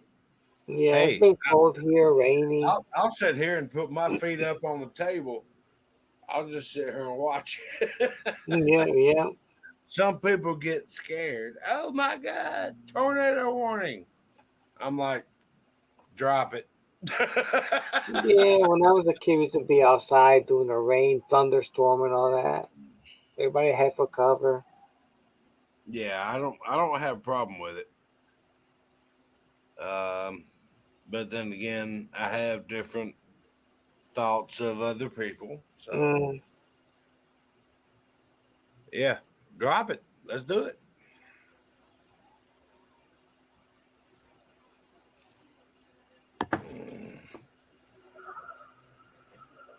Yeah, I want to make a video talking about what Booze and Bullets went through. Um, I spoke about it one time, and some people commented that it wasn't a good idea. But I'm gonna make it again. I mean, it does help you to prevent getting in trouble. Let's say you do 200 rounds and you think something might have went, like you're not comfortable with the 200 rounds, just to double check yourself. I've done it that way and it works pretty well. You will find if you have a double charge there or not.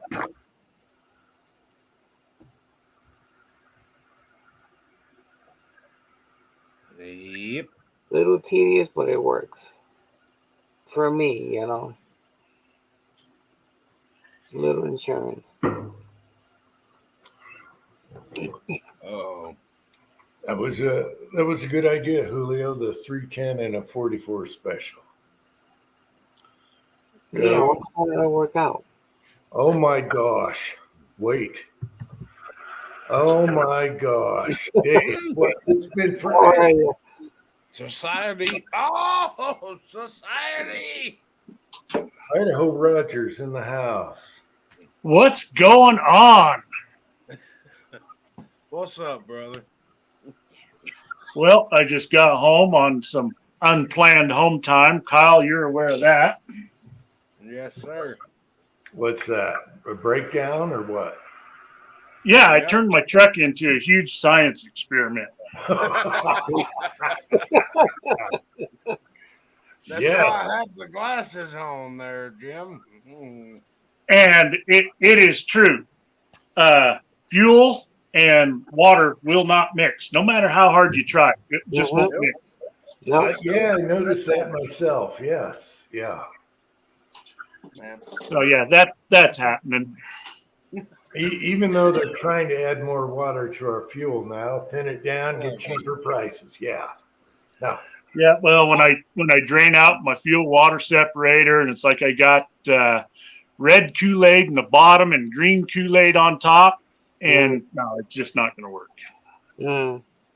That's when you take your glasses and go. Yeah. I'm glad. I didn't exactly do that. It was like, oh, son of a, yeah.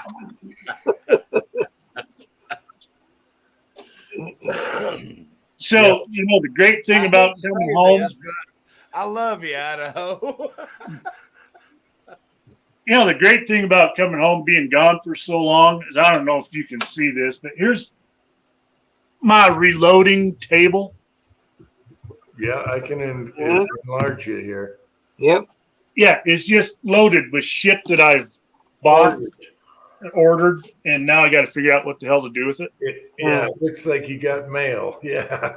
Yeah. Hey, I got mail. tight group. Hey, that was a hard find. That took Yeah. forever. Powder. I like tightrope. And this was an even harder find, but eventually found it. Mm.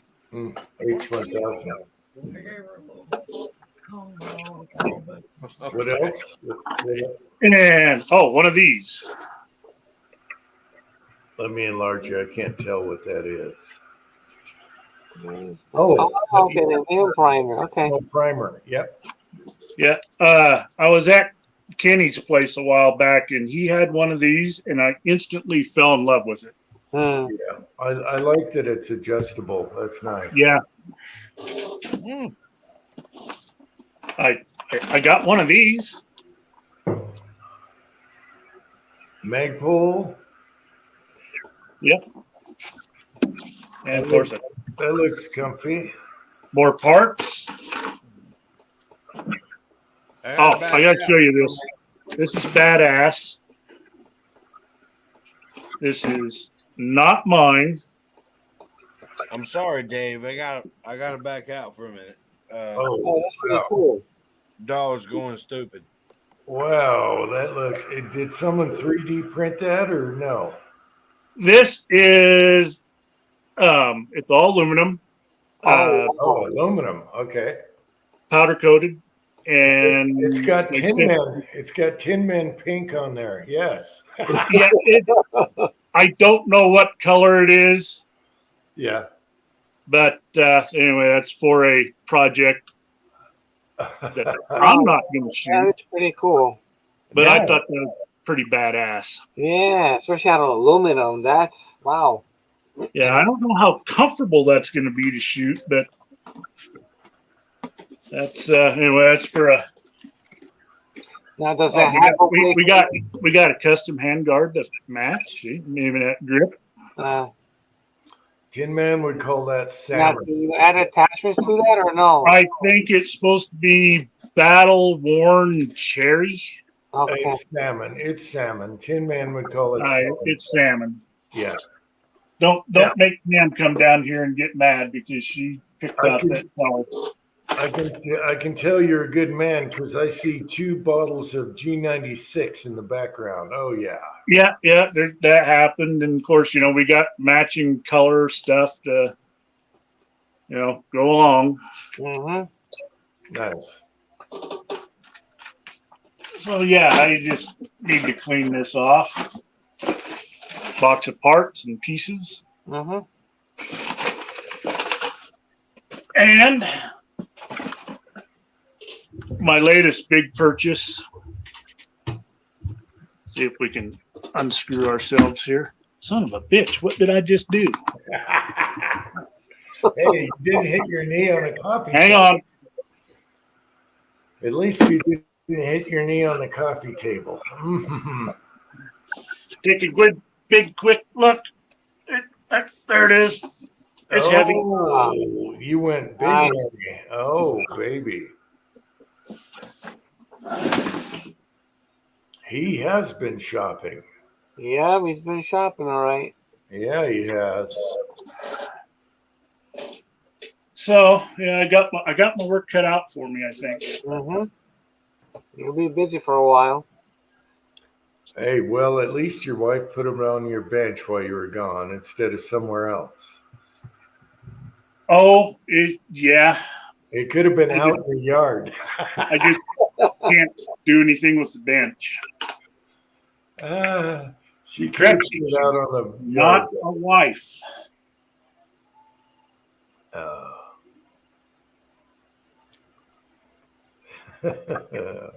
Is Kenny still in the side chat?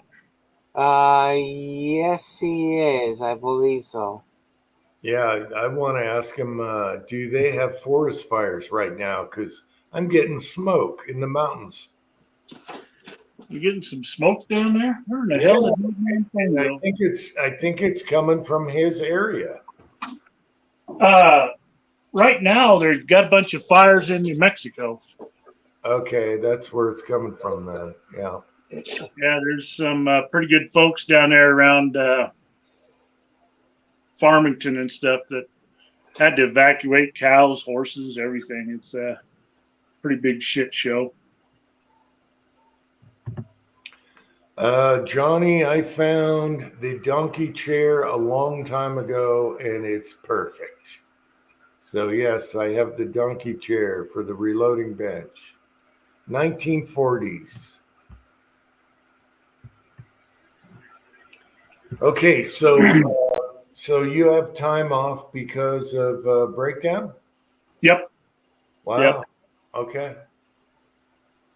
And I don't know how big of a project that's going to be. Anything from a complete overhaul to just the head. Yeah. To, head clean out. Yeah. To injector cups. It all depends on where they're finding that coolant is getting into the fuel. And is it your truck or not? Yeah, it's my truck. Oh, that sucks. Damn it. I know it. Damn it. It's pretty great to be my truck when it's payday. Yeah. Not when it's broke down. That kind of sucks. No. Right, it does. Yeah, like Jerry, it's their truck, and every time it breaks down, they pay for it. So yeah, big difference. Right. However, when you own your own truck, you're independent. Yep. That sucks. But on the bright side, I get to be my own boss. Yeah. So I can give myself meritorious time off. Meritorious? Is that like, I'm not even going to say Taurus. Okay, never mind. Something Taurus. All right, never mind. Yep. So before I can reload anything, I've got to find a place to put all this shit I bought. Yeah. Put some rifles together. So I got that going for me. Mm. Oh. Well. Oh, look, Kenny, he's going to make it easy for me. He's got my AR-10 almost all put together. Cool. Oh, that's good. Nice. So I can put my lower together. I've got everything to do that.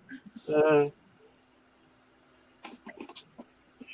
And Josh's rifle will go together tomorrow.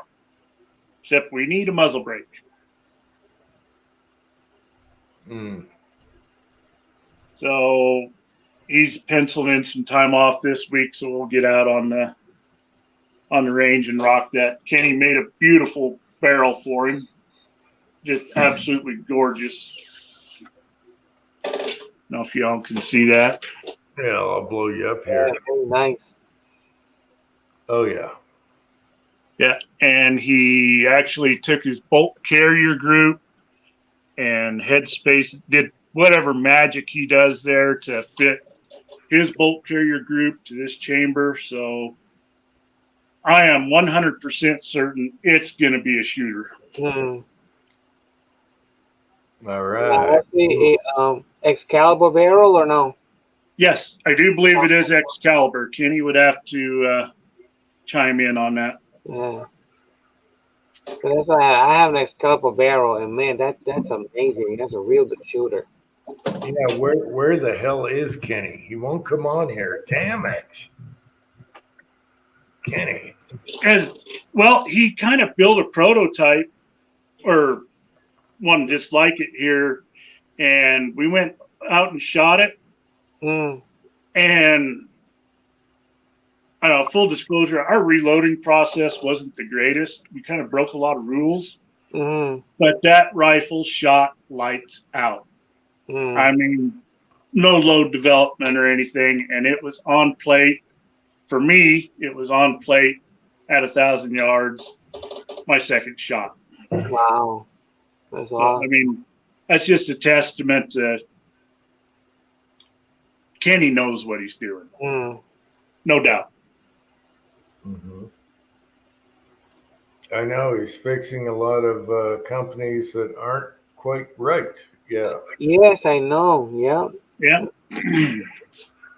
I wish I was into the 22 thing because, man, he's doing some amazing stuff with 22s. Mm-hmm. Yeah. But, that's not really my can of worms. 22s are great. I just have so many of them. I don't need more. Yeah. They're great, especially with primer shortage. If you have ammo you bought a long time ago, you're good, Right. I think what really brought this 22 thing in is, the past couple of years where you're having a shortage of, reloading components on everything else. Ammo is expensive, but 22 is still somewhat available. So, I mean, there's just a whole new string of competition shooters in a 22 world. Yep. Which good for them. I'm glad to see people can, make the best out of hard times and still have fun. Right. Yep, I'm going to be doing a lot more 22 if primers don't come down. I know that I did a little bit of shopping, and I think the cheapest I could find was, $94 for 1,000. We're not going to pay that. No, ouch. No, yeah. I have like two file cabinets full of 22, so I'll go there before I have to pay that. Yeah. Is that a new record? Yeah. Okay. That was just now. Pam is showing off. Pam's in the house. Good girl. You didn't leave all those packages outdoors. What packages? I showed him your hand garden. No. You didn't leave all his packages outside. Yeah. No. Good girl, Pam. Happy Mother's Day, too. Well, thank you. Yes. Happy Mother's Day. Thank you. Happy Mother's Day to y'all's wives. They're not mothers. Thank you. To y'all's wives. Oh. Are they married? He All right, is. here we go. You know what, Pam, there's a simple solution. It's called the slap and just whack. No? Please don't.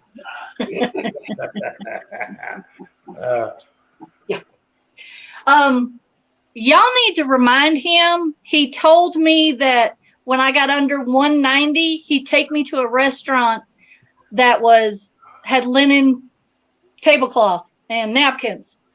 Now I'm at 184, so I'm about to drop below 180.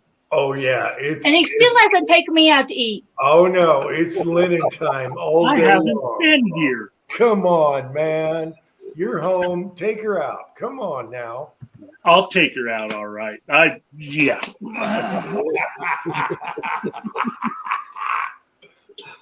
Oh man. Come on now. You got to take her out to dinner. Come on. Yeah, I guess. I don't know. We'll see. You better.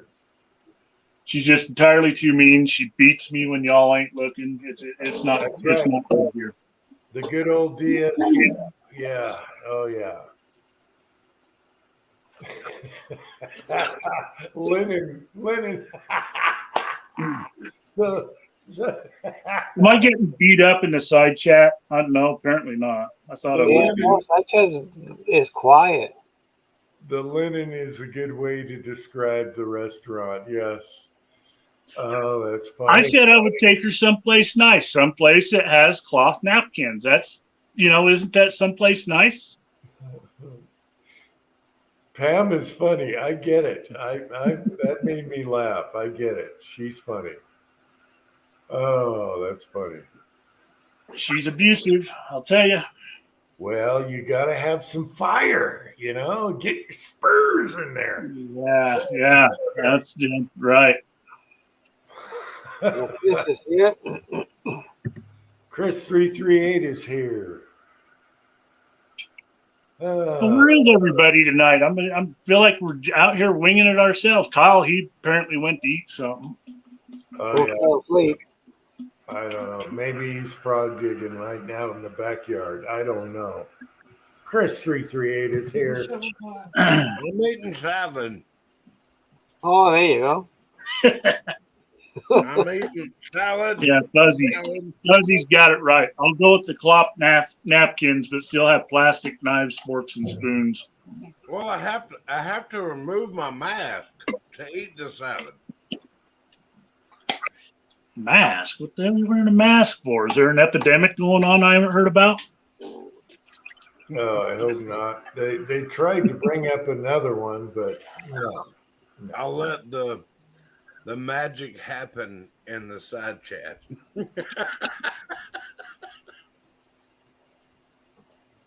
No, I'm just eating dinner. Well, I haven't had dinner. Olive Garden. No, I ain't going to Olive Garden. I married an Italian once. Olive Garden, damn it. No, I married an Italian. I will not go to an Olive Garden. No way, no how. Ain't gonna happen.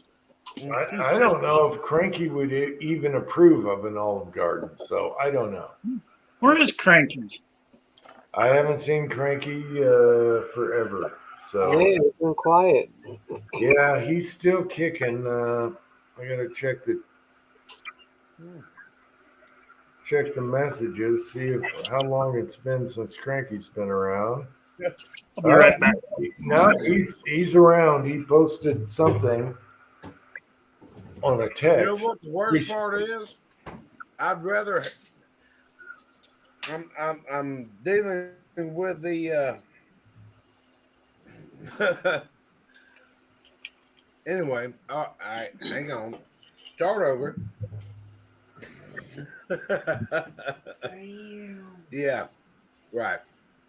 I'm torn apart whether I want the salad or the meat at Olive Garden because one is sweet and one is not. You can turn your cell phone to your own opinion. You're all about to witness something pretty rare. It's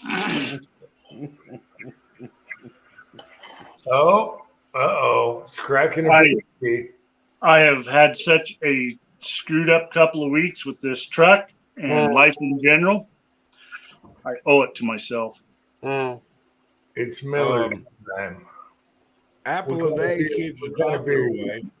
Just to tell you that. Yeah.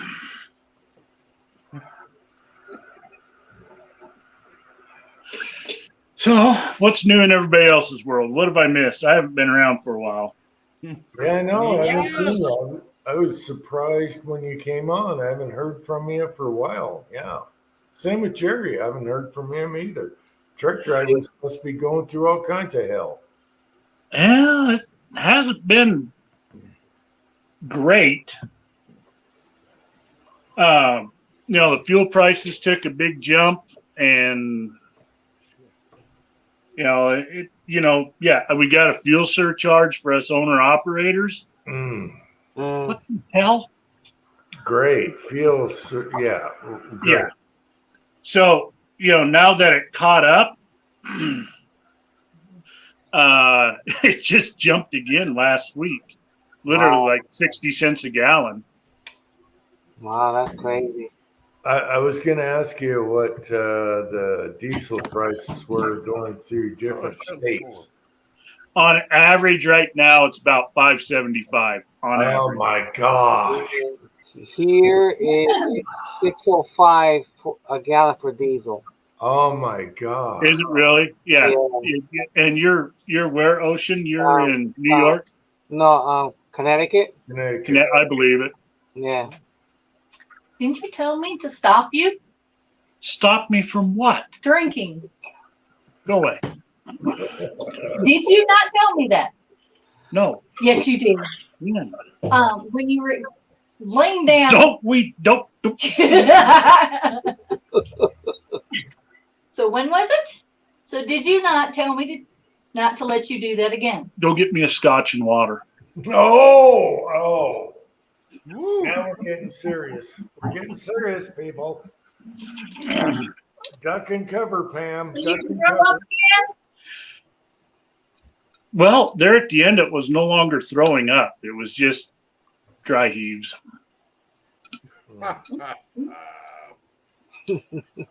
I got to replace the carpet in my truck. Mm.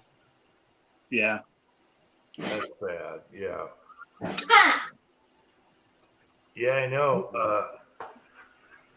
I got to plow snow with diesel, and so I guess I'll wait until, who knows what with Brandon. Jim, you can still run off-road diesel, right?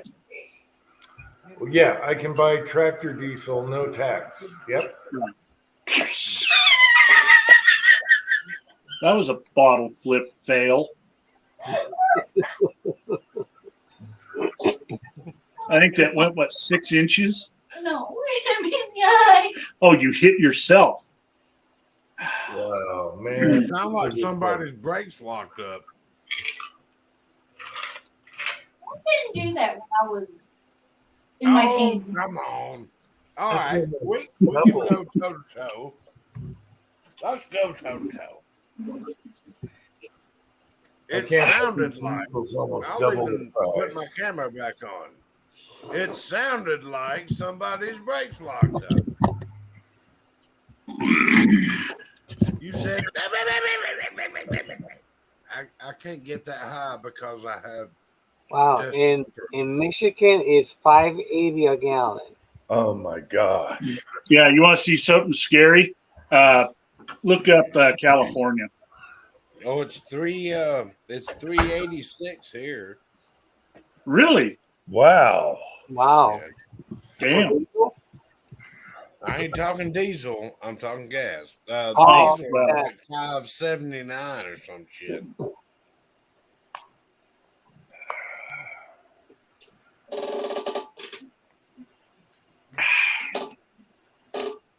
Yeah, So like for me, my heating fuel, I usually get 150 gallons. So I'll get about 3 months on 150 gallons, depending on the weather. And I always pay about, let's say about $320, $340 around there, sometimes a little less. Now, if I go order 150 gallons, it'll cost me $900. Wow. holy bat flat. You know, we primarily heat here with just wood heat, the wood stove. Holy Jesus. And all of our electricity comes from hydroelectric. So our electric bill is going to stay about the same. I don't see it going up. And I'm almost to the point that for the gas and the work that I got to spend to go cut my firewood, I may have to look at maybe cheaper just to run the electricity. Yeah, we got cheap electro here, but propane went up a little, and gas is like $4.44. That's crazy. I don't even want to look at diesel, but I don't have to worry about it till winter time, I guess. I gotta find out what am I gonna do for that, because I shop around for my fuel, but I know this time around I guess I'm gonna have to do a contract with a company. At least I know I'm getting fuel. I would hate to do that. When I ordered propane, to heat the house and all that stuff, I said, okay, what's our Biden prices right now? And the guy just started ripping on Biden. We went for 10 minutes ripping on Biden prices. And I'm afraid to look right now. We got to top off for the summer, but it used to be 99 cents a gallon, okay? And it went up to 150 last time I paid, because I'm afraid to look now because it could be $2 a gallon. Yeah, so now I have two fuels here. I got propane that I use and oil. And it's like, man. Okay, 409 in Florida. Yeah, we got high gas prices at 444 right now. And that's for the cheap crap. Yeah, right now it's 409 here for the cheap stuff. His hands. That's crazy. You're weird. What? She's perfect. Come on now. Tell him. I like Pam. Pam, you rock. Just keep on him now. Give him a good slap now and then. No. Alaska heating bill went from $165 a month to $490 a month. That's a big hike. Yeah. Luckily, we got cheap electrical, so. Yeah. You get a lot of all your electric from coal-fired plant, don't you, Jim? Hydro. Hydro? Yeah. I thought you're getting most yours from that big plant out there west of you. What, in Delta? I think we're all on hydro, and that's why it's cheap. It's just water from the snow, Right. Yeah, at least our area. So it's been good. It hasn't really gone crazy or nothing. So that's a plus. Yeah, we used to have a surplus of electricity, because of all the dams on the Snake River, and then electricity was dirt cheap, just cheap. Yeah. And then when Obama came in, he had this wise idea, going to tie the grid together. Well, the first thing after they passed that bill, they run a great big line from here all the way down to Salt Lake, and our power rates went up. Yeah. All right. Can you guys agree with me that Biden is worse than Carter? Amen. If you remember Carter, Biden has surpassed that somehow. And I thought I will tell you that I think Biden is worse than Woodrow Wilson. Yeah, it's crazy. So I'm already thinking about raising animals just for garbage. I'm gonna keep that because my jeans that I got the cuts in them. Mm-hmm. Some of the white threads are coming through and they're starting to show. So I'll cut that and put that under it. So it'll be. I'm live here. You know that, right? We don't need to be talking about the holes in your pants. They're on the legs. It's a Oh. fashion statement. Okay, does she do this to you? You're watching a movie or a YouTube video, and then you start talking about nonsense. Yes, yes.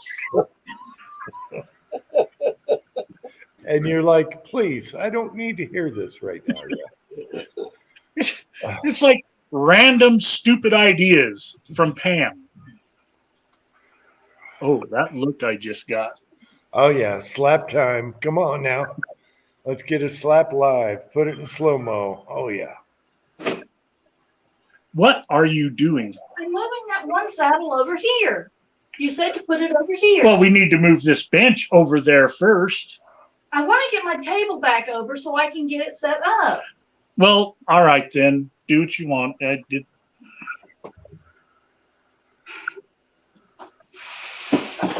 Send help. Send a truck that operates, that runs. I will leave. I check my diesel float bowl all the time, especially in the winter, but we use additives to dry it out, so far so good. Well, I kept getting a indicator in on the dash that said water and fuel, so I checked the separator and I drained the bottom out of it, and it just came out pink, and that's the color of that long life antifreeze.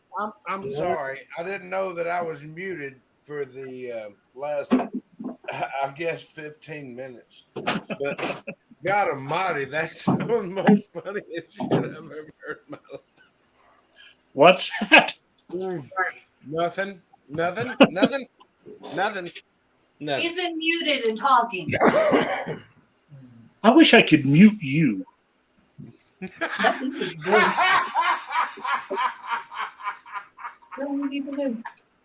right, I'm going to mute myself just that way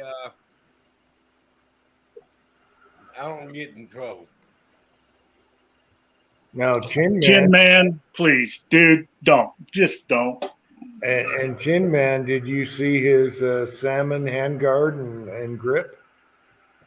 Huh? Tin Man will agree it's not salmon. No, it's salmon. Oh, it's no. And now you're gonna get salmon.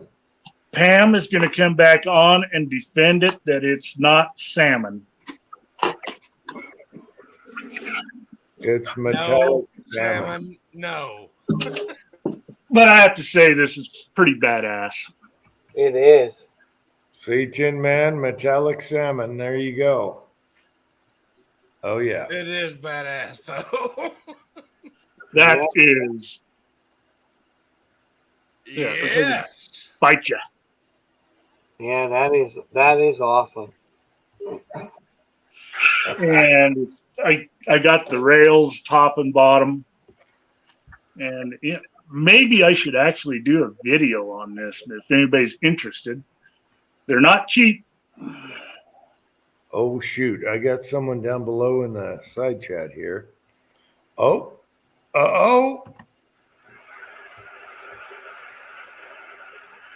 Preacher. I can't believe you're on during this UFC drama thing. All right. I haven't had time to really look at it. Oh, you got yourself a microphone too. Yeah. Do I sound better? Yeah. Am I loud? I need to turn it down. down. Oh, you're good.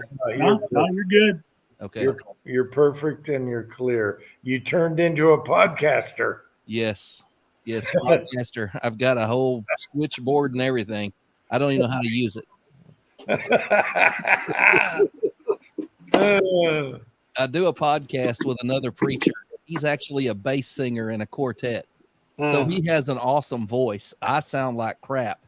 He also has a great microphone. I'm talking into a $30 Walmart mic with in a box full of foam padding to try to cut down on echo. And so it was time just to break down and get the stuff. Oh, that's funny. I didn't think you'd come on with that card we got tonight and the drama of the scale. I I love Justin Gaethje, but I haven't watched a UFC fight live, and I don't know when. Oh man, Tony Gaethje. Gaethje's fighting Oliveira. Thug Tony's Rose. fighting Chandler, right? Yeah, Thug Rose. Oh And yeah, Thug- it's yeah, and it's Thug all Rose. good. The last 3 fights tonight are going to be good, but we have a weight controversy: beam scale versus digital. Really? Yes. So anyway, Somebody didn't make weight. yeah, if you're champs, always make weight. So I don't know about taking his belt away though for Who that. was it? Huh? Oliveira? Oliveira. Oliveira, I mean, yeah. Yeah. It's going to be huge. Oliveira's pissed. And Gaethje, oh man, he better not. Gaethje better stay away from that jiu-jitsu. I tell you that. It's going to be good. I was surprised you came on because it's going to be huge tonight. So No. I think the prelims are still going. I come on to talk to Kyle, but I don't know what happened to him. Yeah. And your chickens eating, Fish eggs. caviar.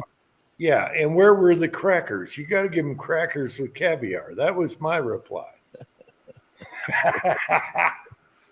Yeah, But Tin Man said it grossed him out a little. He didn't like it. Okay, preacher, how much is a pain? How much are chickens a pain in the butt? Because I'm thinking about getting chickens. We have them. We have them all over at the hardware stores, little chicks. And I'm thinking I need eggs when the food shortage and everything. Yeah. I got eggs and chicken. I might as well get chickens, but now I got to make a cage and worry about them surviving in the wintertime. Well, but you need to what you got to think about, Uncle Jim, is the wear and tear on the chicken's ass worth the egg. What? But according to the preacher, you can feed them anything. So. Anything. If you're leftovers, just set your plate out in the chicken pen and clean it. And if you guys are worried about food shortages and everything, I think a man could live off of eggs for a long time. There's protein. You can put it on other stuff.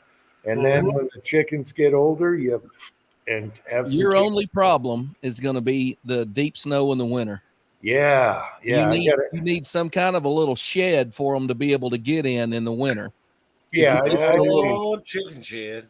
I would do a coop, and I even thought about just a little heat lamp out there or something. Yeah, and that's all they need. I mean, and we never put heat in ours. It's gotten down here. I think year before last, it got down to like 3 degrees maybe. They were fine. They'll huddle up. They've got. Yeah, you ought to get them. You would love them. They're just fun to watch. When you let them out and let them just free range and chase grasshoppers and stuff. Yeah, in wintertime, I even thought about a little electric blanket. Just put it out there and plug her in, and they can sit on that. Yep. When it gets really bad. But yeah, I didn't have to make them a coop and everything. But yeah, you got protein, you got eggs, and then when the chickens get older, you have some chicken legs and stuff. Yep. They get tough. Older chickens are tough. You got to cook them a long time. But it makes killer chicken broth. I mean, they got all that cartilage and stuff in there that breaks down and dissolves into. It's really. Well, here's the thing. I was at all our stores have chicks, right? And the little black ones with their red heads and everything. I was like, those are so cool looking. I wanted to take them home right now. They were so cool. And anyway, we got lots of chicks around, so I thought, maybe I should go there. Chickens are the gift that keeps on chicken. Yeah, that's right. You can just hatch your own after you get your first set. Yeah, and our neighbors have them. The fresh eggs are so good. They're way better. Oh yeah, fresh eggs. Way better than the store. Look at this, baby. Preacher is set up in his own studio talking about chickens. What's there to talk about chickens? You got chickens. You don't have chickens. You got No. dead coyotes. You got Now, chicken eggs. at what age, maximum wise, can you keep a chicken? Oh, Yeah. they'll live 6 or 7 years. Some of them. Okay, I've so heard if of you them want to living 10. eat the chicken, at what year you should be able to harvest them? If you're wanting to get them to eat, you would get a different breed. See, there's layers and there's broilers. Layers are bred to lay eggs a lot. And a good laying chicken lays 1 egg a day, and a good laying chicken will lay 350 eggs a year. So you're talking 15 days a year you don't get an egg out of it. Mm. But broiler chickens are designed to get fat and get big in a hurry. And so you want to eat them in about 6 to 8 weeks after you bring them home. Now, for Jim, raising chickens up in our climate, they kind of fall off laying in the wintertime quite a bit. You got to actually put in artificial light for them and stuff to get them to keep laying. Yeah. Ours don't lay as well in the winter, but I mean, I'm telling but you, if it's they a had, garbage disposal, Jim. You go out there, whatever you didn't eat, just rake it off and they'll eat it. but I started thinking electric blanket. You put a electric blanket, fold it in half, and run it out there. They might lay eggs in the winter. It's daylight that triggers it. It's the light. You gotta Well, do an artificial light thing, because like in Utah, in Idaho, middle of December, you only get like 6 hours of direct sunlight, Okay. if that. Yeah. Where you're close to the mountain, you probably get less than that. Well, we get a lot of sun in the winter, though. It's blinding. A 4-foot daylight Yeah. lamp, one of them 4-foot LED daylight lamps. Put it on Right. a timer, let it run morning and evening. It add a couple hours of daylight, you'll get eggs all winter. Yep. Okay, I'll talk to the neighbors because they have chickens and we get eggs from them, and I'll see what And I guarantee you, Jim, if you get chickens, free range chickens, you're going to get more coyotes than you know what to do with. So you'll have something to shoot. Yeah, that's the problem. They're gonna be prison chickens. You can let them out. I'm trying to help you out here, give you something to shoot, They're going to be prison chickens. I'll let them out now and then, but I don't know how the cats will get along with them either. They will eat small snakes, scorpions, bugs, spiders, anything that moves, they'll eat it. Mm. What happened to Kyle? I've been wanting to talk to Kyle and he jumped off. I know, he got bumped. Let me post another link here just in case. I was going to tell him. when you're talking food shortage and everything, chickens is a good idea because you got your eggs and then you got the chickens, and they don't take much maintenance, I don't think. Mm. No, and the chicken crap you can put in your flower beds and it makes That's right. everything grow. You got fertilizer. It's a win-win. Yeah. And if you do like I used to for my chickens, in the springtime when the farmers pull their seed grain out of the bin and run it through the screening, you have free chicken feed for a year. Just pick up their screenings. Yep. Well, we have so many leftovers. I was thinking, after watching all the preachers, they eat everything. We can just toss it out there and they're good. Yeah. The funnest thing to do is put a half a watermelon out there in the hot summertime. I mean, they get with it. What about inch of lasagna? Will they eat that? Well, there wouldn't be leftovers if you made inch of lasagna. We'd eat that. I was going to tell Kyle I'm coming through Georgia next week and I want to eat biggins. Kyle does Waffle House. I can tell you that from experience. Not that I'm complaining. He wants me to do a barbecue review of biggins, and my hunting trip in Texas fell through, so I'm coming through Georgia on next Thursday, and I was going to meet him Thursday night at Biggins. Okay, Chris said his neighbor's got rabbits. Oddball stuff. Just loaded rabbit pellets in some ammo, and we're gonna have to check that out. But yeah, he's got rabbits. He's in Utah. Yep. That's funny though. Rabbit pellets. I never thought of that one. Rabbit pellets won't burn your garden up. They're not high nitrogen. You can just throw them right on the garden, and it's like the best. No, but he loads it in ammo as a joke. It's a funny video. Yeah. Oh, I thought you were doing that. No, he got his fingers all messy and everything. But yeah, I think he's saving him for when he comes over here. And I'm like, no. Yeah.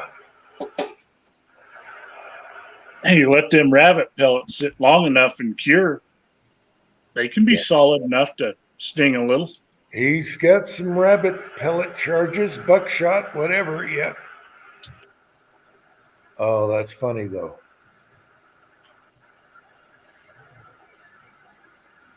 Yeah, so I'm really looking hard at the chickens. Yep. You need to get them. Johnny's Reloading Bench. Hobo just put it up there, but yeah, Johnny's Reloading Bench has a whole channel. It's just his chicken journey. Chicken journey. He's man, he went crazy. I mean, he built him a coop. He's done all sorts of stuff to it. Yeah, I got to build him a coop if I do it. Yep. Because of all the predators around. But everybody likes the "will chickens eat it" videos. Mm-hmm. And I've not found much they won't eat. If you get it in a bite-sized piece where they can get it in their beak, they'll tear it up. Yeah, they're like ancient dinosaurs. Oh, that's funny. But yeah, chickens make a lot of sense. And I can see why people have chickens. They're fun, Jim. You'd like them. Goddamn. I know, they're cool. I've been watching your videos, you know, all the different kinds and how they react, and some react differently. And Yeah, I like the ones with the puffy feet. You know, those are pretty cool. Yeah. Those are called golly. the ones that have kind of an outfit. Yeah. Those are called Yeah. Polish have a big fluffy head. Yeah. Yeah, I was just looking at them because all our stores have them, and I was like, "Wow, these are so cute! I got to bring them home." But then again, it's like, you know, bringing a pet home.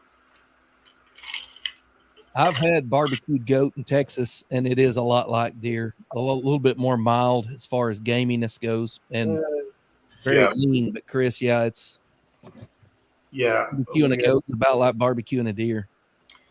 Yeah, we have goats right down the road there, goat farm, and they don't look like they're that tough either. They'll eat anything, I guess. But hey, I'm gonna try something. I've got these sound buttons. I don't know if y'all can hear them. Let's see. Yeah. You hear that? Yep. Yeah, that's an audience. Yeah. Oh, I could use that me. Yeah. I could use that one. That's one of my videos. Yeah.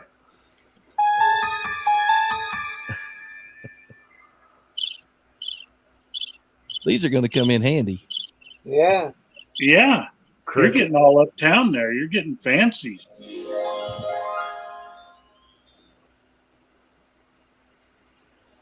You can add a lot of some of them sounds to your video editing there.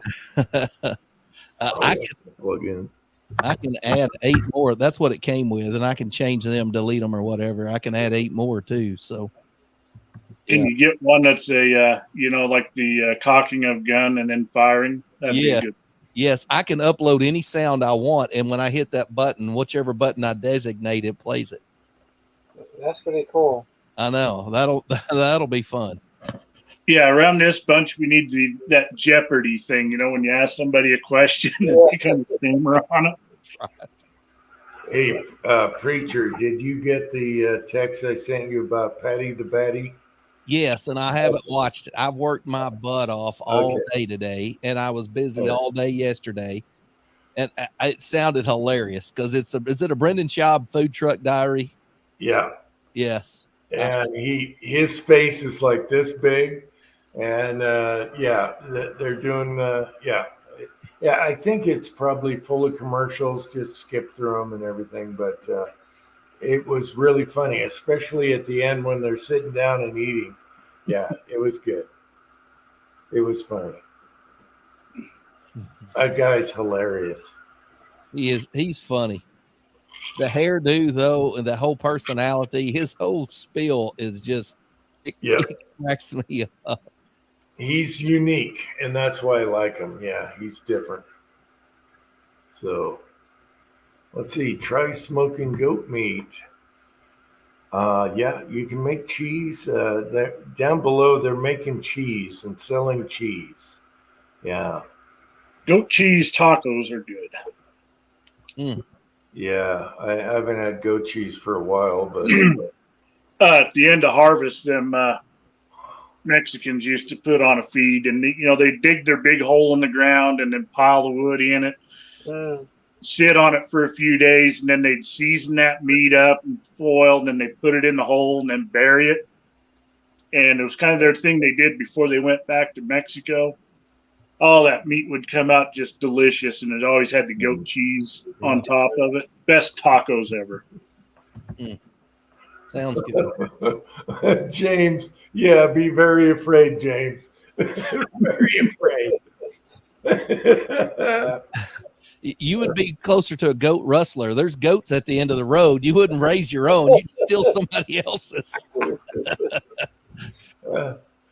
I'll do it. Did you see Jim on his little tractor going out there through there trying to rope a goat? I'll do a video. We have a goat farm down below on the road there. Yeah. It's funny, it's a goat farm because there's not a tree limb within 4 foot of the ground. They just ate everything. They'll eat everything. Yeah. I'll tell you what, goats are good for clearing property. I'll give you that. Yeah.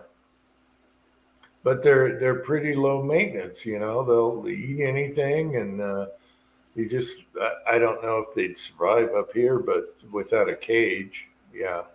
Yeah. You'd have to get one of them guard dogs out there with them. One of them big, one of them big white fluffy ones. Yeah, something. Yeah. Oh, and them Great Pyrenees. Great Pyrenees, that's it. When I was down in Nevada on the ranch, sheep farm next door had them Great Pyrenees, and I was sitting in the house, and old log cabin, the windowsills were about that yay thick, and middle of winter, and I was watching TV next to that big picture window, and I turned over my shoulder, and there was 2 of those Great Pyrenees with their feet up on that windowsill looking in at me. They're about to scare the shit out of somebody. If you've ever seen that old cartoon where Wile E. Coyote's trying to steal sheep and that big old sheepdog, they both every day.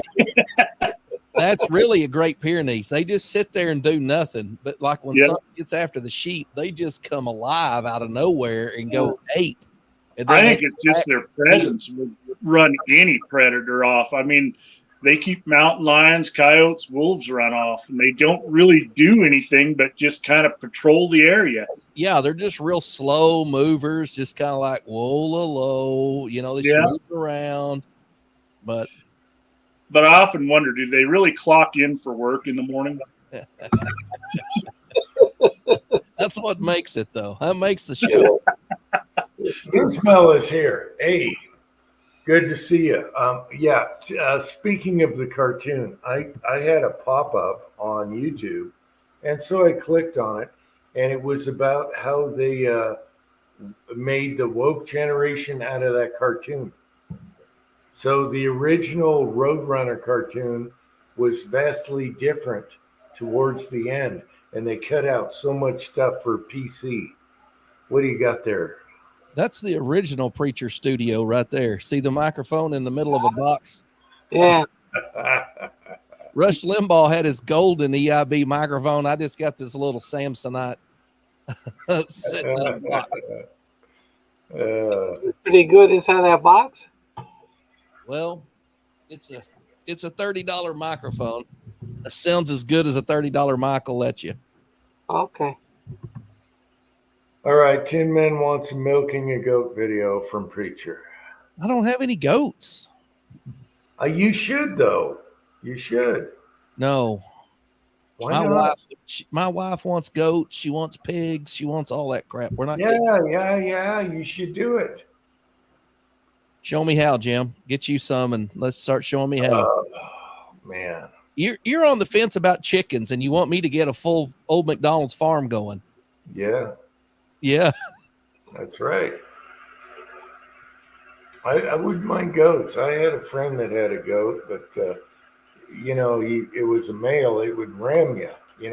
He'd go up like this to it, and it would ram him. Have you seen that? Yeah, I've had that happen to me a number of times. I'll tell you, one time we caught a baby fawn, a deer, a little whitetail fawn. It was, I don't know, maybe a couple weeks old. Mm. And we had it in our house. And so we were going to raise it, and this guy, I said, what do you give them? I mean, what kind? And this guy said, you got to get goat's milk. That's the only thing that'll work is goat's milk. So we drove to this farm that had dairy goats, and we bought like a big old quart jar of goat milk. And we had a little Coke bottle nipple for raising sheep and stuff. So we come back, we filled that thing up with goat milk. We warmed it just like you would a baby bottle. That deer wouldn't eat it. I mean, it wouldn't eat it. Somebody said, give it whole milk. So we just unscrewed the red top, poured it cold in the jar. And that thing was just knocking it out of the milk. I don't know how healthy it was, but it wouldn't touch goat milk for nothing. Mm. I don't know. I'm getting convinced. Goats and chickens up here. Yeah. Damn, my beer is empty. All right, guys. I'm gonna go bed. I'll get up early tomorrow. Good to see you. All right, same here. Happy Mother's Day to everybody. Yep. Love you, Julio. Happy Mother's Day. Hug your mom for me. I will. Thank you. Love you too. Good night, guys. Good night. Yeah, we're going to cut it short soon anyway, but. Oh, come on. Oh, come on now. I got talked to Kyle, and the dude got off and ain't got back on. So I guess I'll eat biggins by myself next week. Yeah, I don't know what happened to Kyle. Yeah. What time is it? It's 8:30 here. All right. I'll be right back. I need something to fill up here. Be right back. Preacher, tell a story.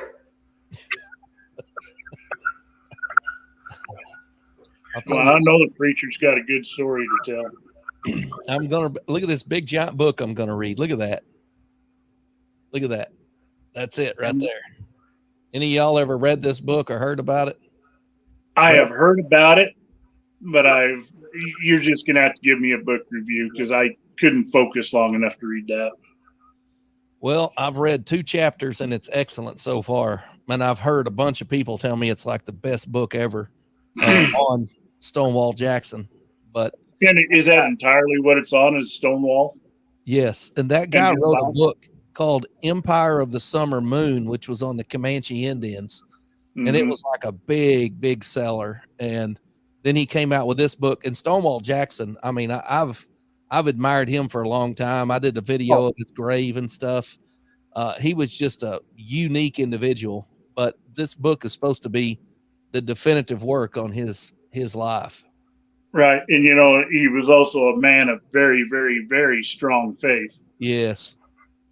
And, he got the name Stonewall because he wouldn't flinch in battle. He'd just stand there. And his people stood there with him. And that kind of tenacity, he just oozed that. And he would travel. I mean, he would march.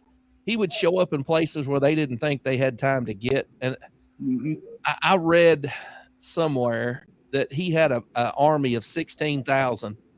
And he whipped 2 armies with a combined force of 52,000 at the same time. He would cross over the mountain, whip this group, cross back over the mountain, whip this group. They'd be regrouping. He'd go back over the mountain, whip them again.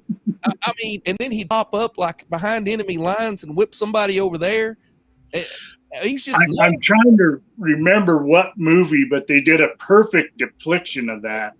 And I think it's Gods and Generals. Yeah, probably so. And I think that's the title of it, of Gods and Generals. And literally just what you were saying, forced march, and his troops loved him. His men loved him. Yep. And they would fight to the death. I mean, Mhm. but he would have a smaller force and he would just ambush people. And I mean, Abraham Lincoln developed a pincer move where they were going to come around and they were going to surround him on both sides with two armies that were bigger than his. Each army was bigger than his own. And Right. he beat one of them to the movement and whooped them, and they retreated, and then went and met the other one head on, whooped him, and they retreated. Yeah. And the sad ending to that is he was actually shot by his own troop. I know it, because they were routing them. And it's sad. Who are you guys talking about? I'm reading this book. This is the biggest book I think I've ever read. Look at the size of that, Jim. Holy mackerel. Like a dictionary. You ever seen this one? Rebel Yell? No, but I love that kind of stuff. Okay, that's Stonewall Jackson. This guy, this S.C. Gwynn, wrote another book called Empire of the Summer Moon about the Comanche Indians, and it was like a big hit. And then he wrote the second book is about Rebel Yell and Stonewall Jackson. They say it's excellent. I've read 2 chapters. It's awesome. And I'm not a big reader. I know I'm a preacher and I read a lot of stuff for preparing sermons, but I'm an awful reader. I mean, it's going to take me a long time to get through that. Yeah, I do believe you're going to find some sermons in that book. Yeah, I know I will. I do believe you will. When I see a book that thick, I instantly think voice book, where you can listen to it. One of the guys that I know told me, he said, I bought that on audiobook, and he said, I took a big trip across the country, and he said, I listened to it, and he said it was excellent. And I thought, man, that's what I should have done. I should have bought it on audiobook. Yeah. That sounds like a hell of an idea, and I think I'm going to follow up on that as soon as I get my truck fixed. Yeah, because, I see a book like that, my eyes start watering. So I'd rather listen to audio and sleep, go to bed listening to a chapter. And that's how I like to do it. Echo is here. Hey, Echo and the Bunny Man. Yeah, so audiobooks are awesome now, especially when, you got to put on reading glasses and your eyes start watering after a few pages. And I like to sleep listening to stories, so that would be perfect. Yeah. It's so far, I'm 2 chapters in. It's been very good. I know a lot about Stonewall already. I've read other books about him. Yeah. But the way this guy writes, the way he's put it together, I was like, man, this is going to be really good. He had a custom Jackson did of sitting on his horse during battle, eating lemons. He loved to chew on lemons during the war. And he was a teacher at Virginia Military Institute, VMI, which is still there. And he was buried in Lexington, Virginia, where he taught it there.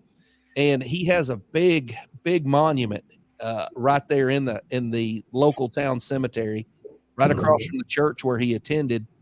And the cadets, when they do complete some task or whatever, they take a half a lemon, bite it, and throw it on his grave. And when you go there, there's a bunch of lemons with bites out of them laying on his grave every day. You can actually see that monument from the interstate, and at night they've got the light shining up on it. It's pretty awesome. Yeah, it's impressive. Yeah, I love history. You can't make that stuff up. I mean, history is like the best, versus some made up book or movie or whatever. Yeah. I think the best way to put it, history is an absolute. Man, I'm trying to think of the last one I was watching.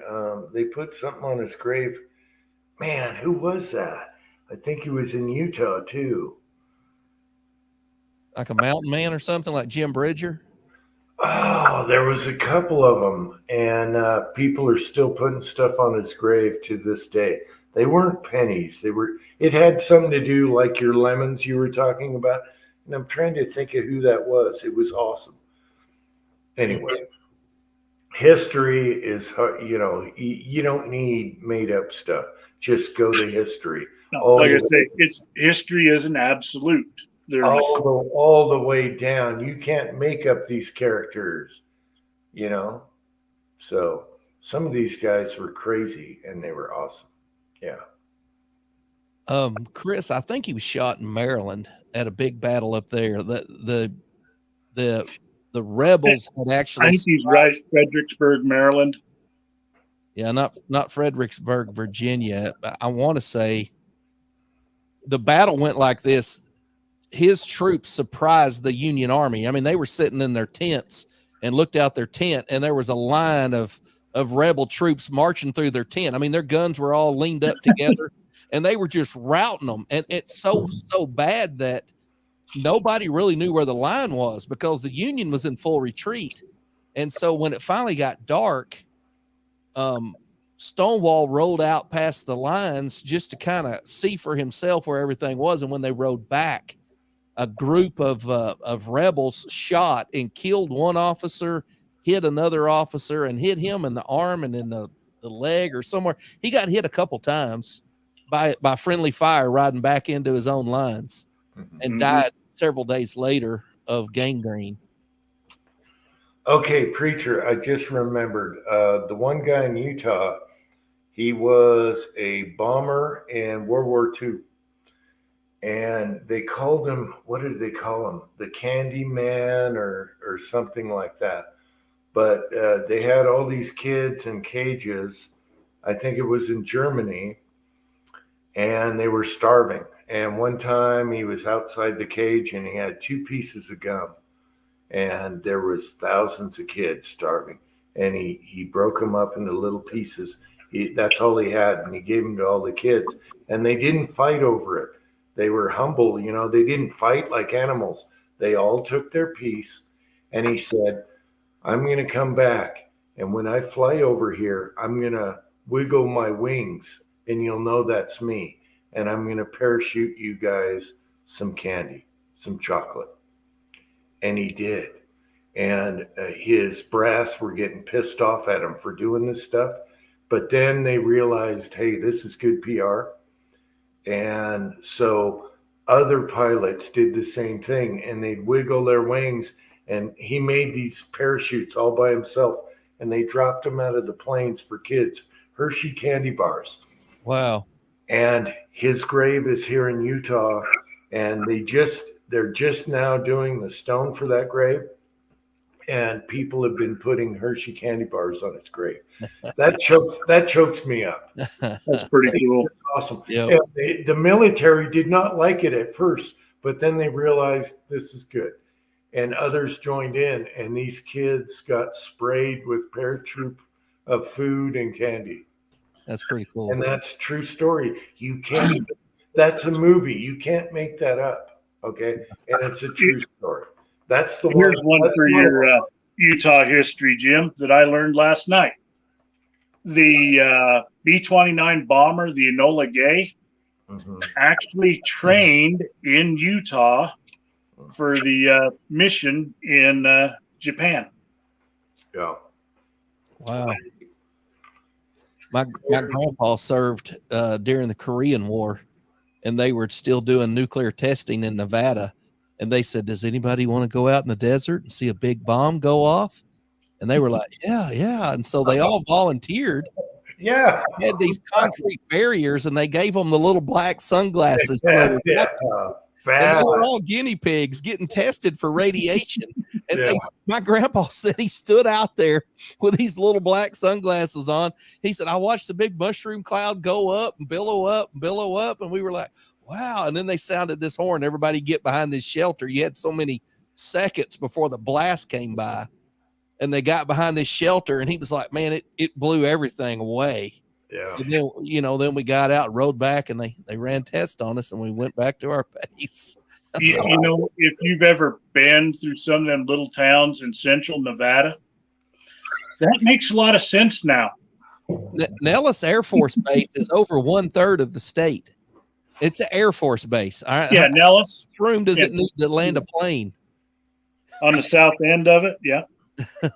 Yeah, I've spent some time in Nellis Air Force Base. We flew into Las Vegas, got on buses, and went out to Indian Springs, Nevada. Right. It had a truck stop and a little concrete block bar and a military base, and that was it. There wasn't nothing. It ain't changed much. Now every time I go by Indian Springs out there, you get to watch them fly the Predator drones, touch and goes out there. There's little bunkers all over out there, and that's all that's there is them Predator drones. I tell you, that's the coldest I've ever been was Indian Springs, Nevada. Really, that wasn't my experience there. It was the other way. My load carry out was that I had to pack a field jacket, a poncho, a sleeping bag. I'm in the desert in July. I'm like, I'm not packing. You don't need a poncho. No, I'm traveling light, freeze at night. Right, that's my motto. I'm not carrying all that crap in the desert. Hey, ponchos are handy though, especially you guys with all the rain. Put one in your trunk. Let me tell you what happened. Not in Nevada. Let me tell you what happened. It come a torrential downpour one night. It snowed in the mountains. It was where we were at. It was like, this is July. It was like 34, 35 degrees. Mm-hmm. Well, when you've been in 108 and 105 all day long for about 2 weeks and it drops down to 34, 35 and you're wet from being rained on, I about froze. And when it started getting daylight, everything looked weird. The mountains, you're in Sierra Nevada mountains. I was like, what's going on? A guy in the foxhole. I'm like, dude, look out there. He's like, what's going on? We were looking around. It snowed almost all the way down to the valley floor we were on. Oh, yeah. That snow lasted till about 7:15 and it was all melted. It was all gone. And we were back to sweating. But that night I froze my butt off. I was wet, cold. It wasn't that it was like superior cold. I mean, I've been in much colder temps, but to go from like 105, the extreme, and wet in the dark with the wind blowing. Yep. Oh, dude, I was miserable. Say it's pretty rare that it ever rains in Nevada. You got lucky. They were telling us get out of the ditches because when it rains like this here, those gullies, the coulees, I think is what they call them. Those gullies like clean out. Yeah. Them rocks don't hold much water, do they? No, they don't. But yeah, that was and the people that lived there were like, it hadn't rained in 112 days, and it rained that night. And somebody told me I forgot how many thousands. I wanted to say it was like it cost them $4,000 a year to have grass in Las Vegas. That's how much it costs to water it. It's like $4,000 a year. Of course, that was back in the late 90s. Oh yeah, the golf courses. I'm sure they watered the crap. Uncle John, Butch Cassidy, Sundance Kid. That's another one I looked into. Butch Cassidy lived. He lived to be like 90 or something like that, 80 something. Right. In Utah, his relatives, he visited them, everything. He lived. The two guys they shot down in South America, they weren't them at all. They were already back here. There's already rumor. And that's why history is so interesting versus fake movies and crap.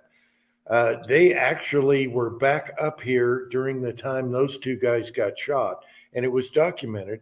And he lived a full life, and he was right here in the town next to me, actually. Really? They got into trouble with the sheriff, So a lot of interesting stuff that... See, back then, you could just disappear into the scenery. There were no good photos. There were no good, you didn't have IDs. You could just change your name, change your life, grow a beard, start all over again. And he lived to be an old age, and there's pictures, and they're exactly him. You can tell he had a big jaw.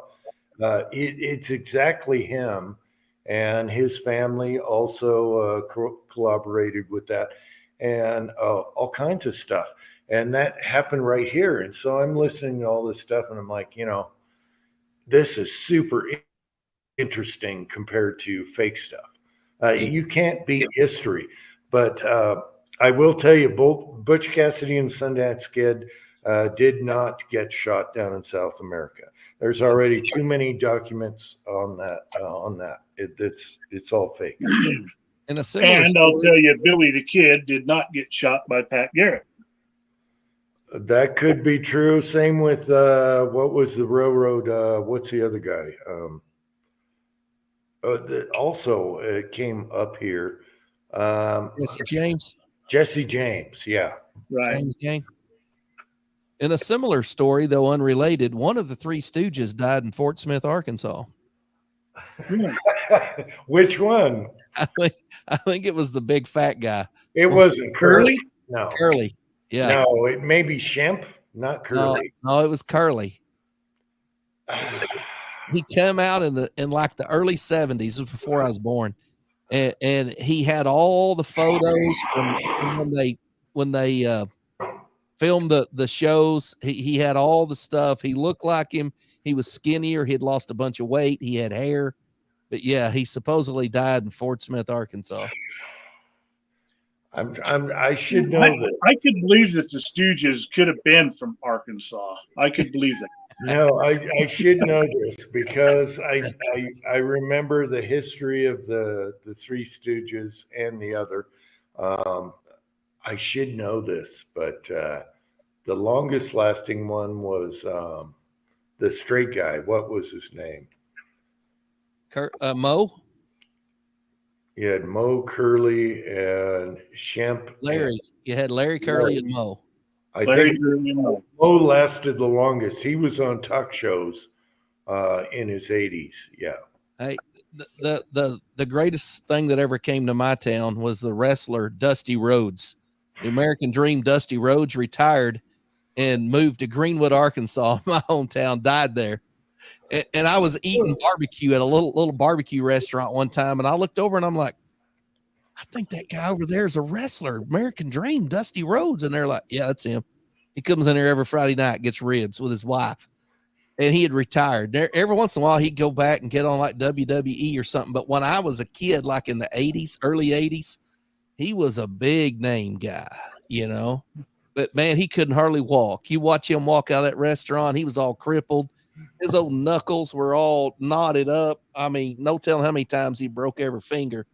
Yeah. See, you guys get cool people. All we get is assholes like Bruce Willis. But the thing is, real life stories are more interesting. They That's are. what I'm trying to.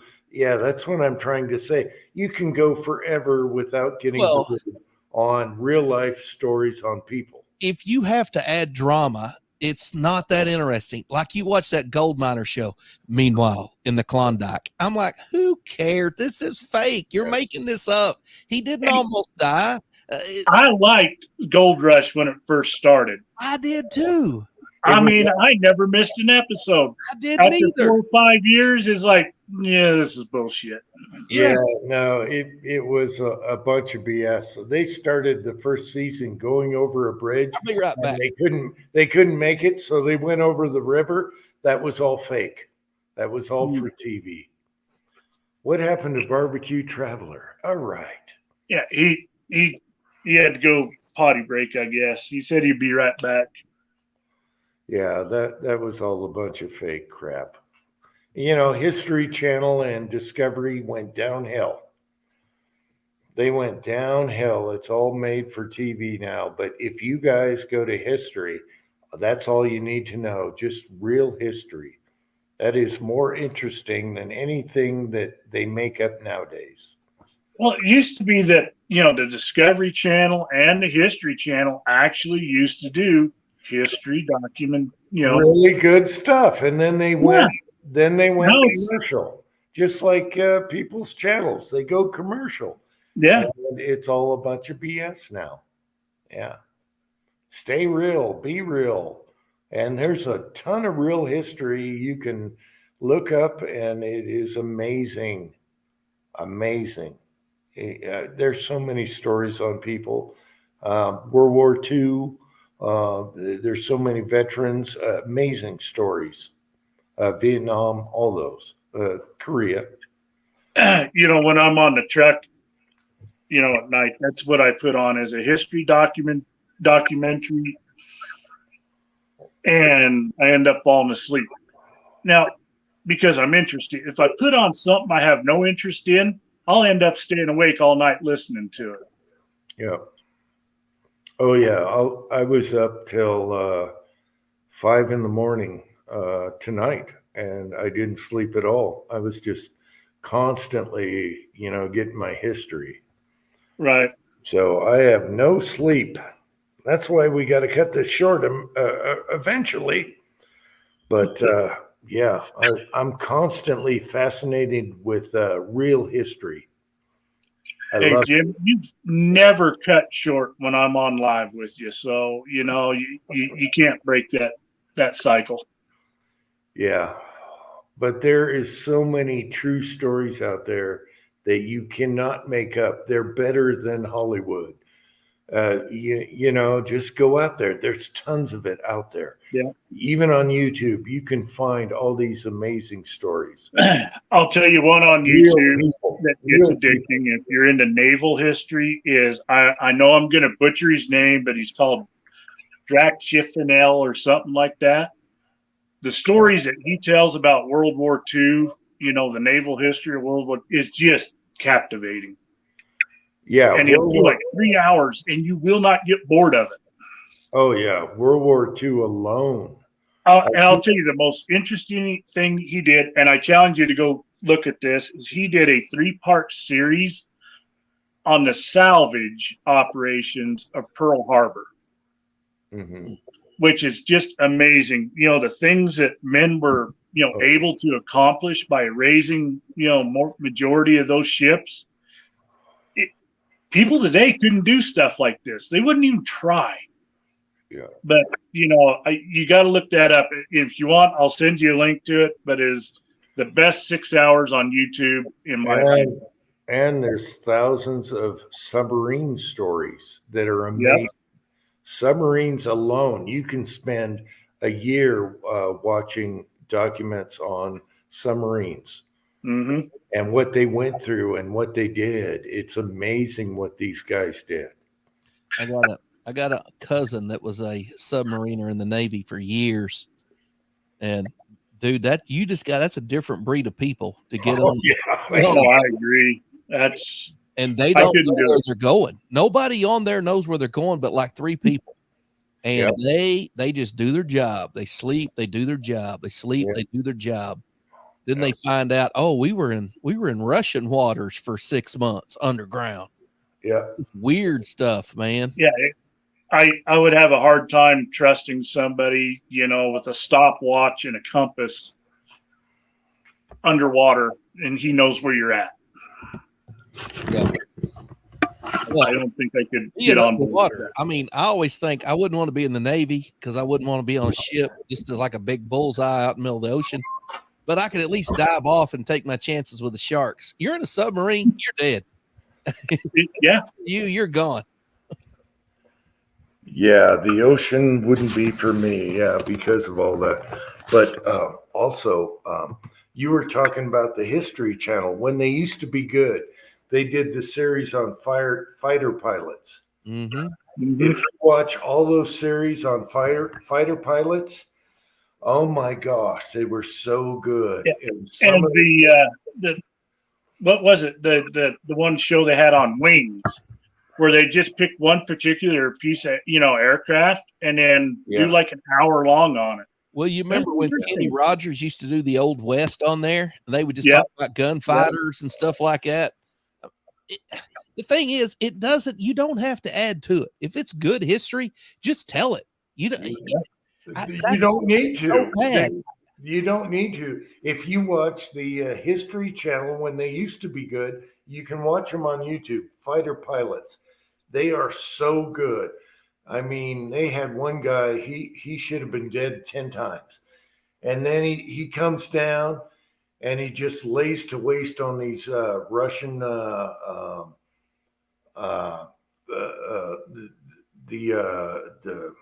gosh darn it, the plane, you know, where the planes are all landed and everything. Yeah. And Air base. that guy should have been dead 10 times, and he kept fighting. He's like, no, I'm just going to keep going until it's gone. And it's amazing. Just watch the series on the fighter pilots on History Channel. When history used to be good, it was so good. I remember when I first got cable, that's all I put on was the Discovery Channel. I'd fall asleep to something about, you know, Hitler and wake up to two lions humping. I mean, that was good stuff. Well, people ask me all the time, you watch that show, The Bible, on the Discovery Channel? I'm like, no. Nope. I don't get my Bible from Hollywood. They try to make it better, and they always end up ruining it. You know, I'm just not doing it. Yeah. I miss the old History and Discovery Channel, you know. Now they're all garbage, but they used to be really good. I think all they do now is American Pickers. I mean, I don't have cable, but when I'm in a motel room, it's American Pickers. That's all it's on, or Fast and Loud. That guy down in Dallas that's always flipping cars. That's all I see on those two channels. And that was great for a while, but after, what has it been on now for like 10 years? It's kind of old. Yeah, it's fake too, man. They're all fake. I mean, they're manufactured drama. I can't stand it. Yep. You can't be. And that Fast and Loud guy will take a perfectly good car and fuck it up by the time he's done with it. Yep.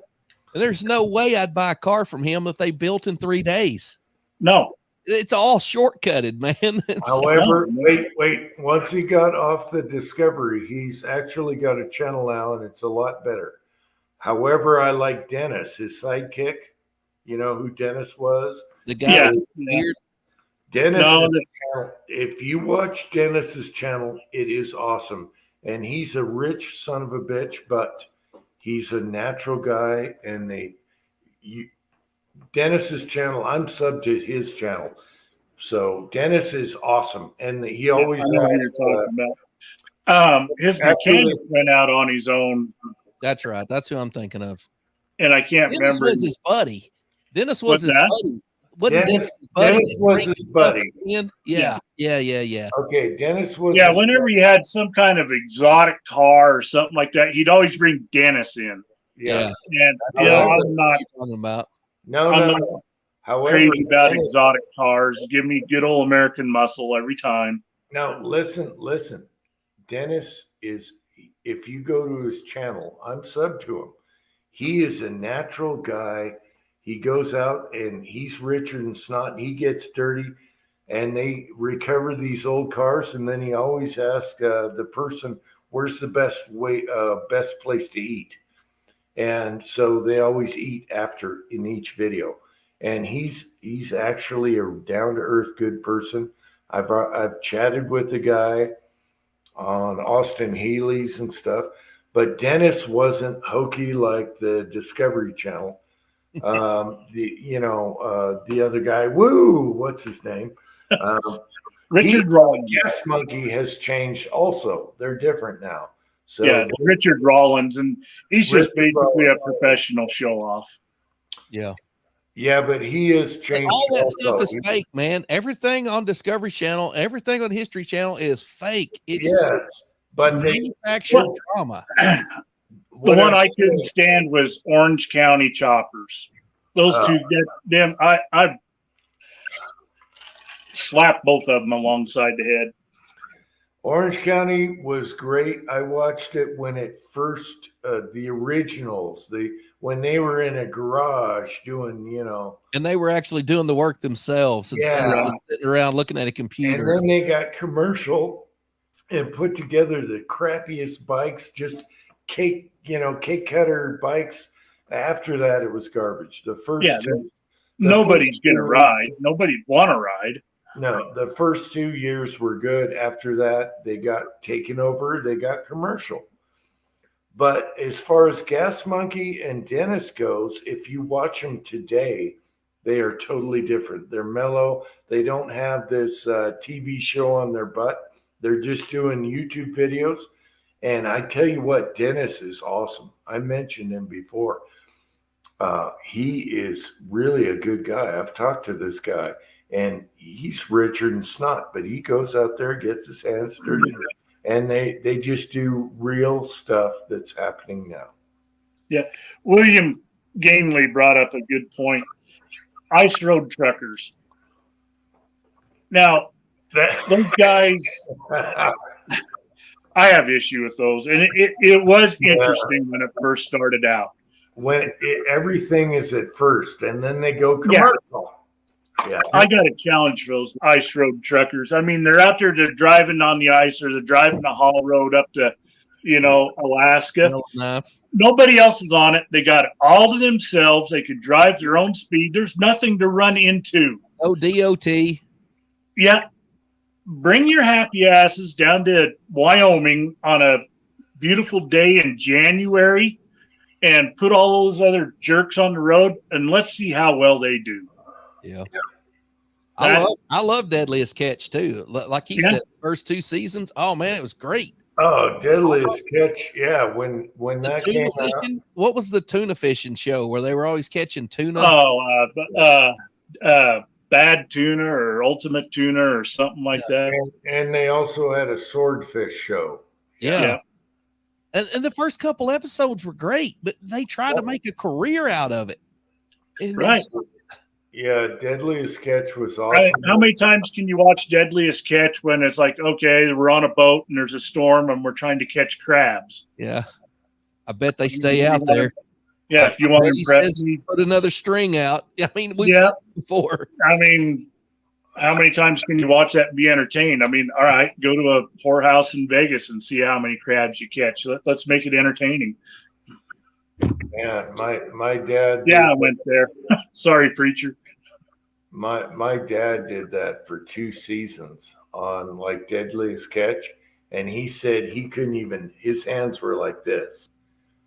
Yeah, and he was old when he did that. Yeah. Because YouTube, YouTube, you have channels of people who are like trying to start their own place in Montana, and then they start making four or 500,000 a year making YouTube videos, and it's no longer about building a little farm in Montana; it's about making YouTube videos. How many of these homesteaders have you seen on YouTube, where they buy their little piece of ground and we're going to do things all self-sustaining and stuff, and then they start getting YouTube money and that goes out the window. And all of a sudden, hey, I got a dozer and a traco. I'm like, no, homesteader has a dozer and a traco. Right.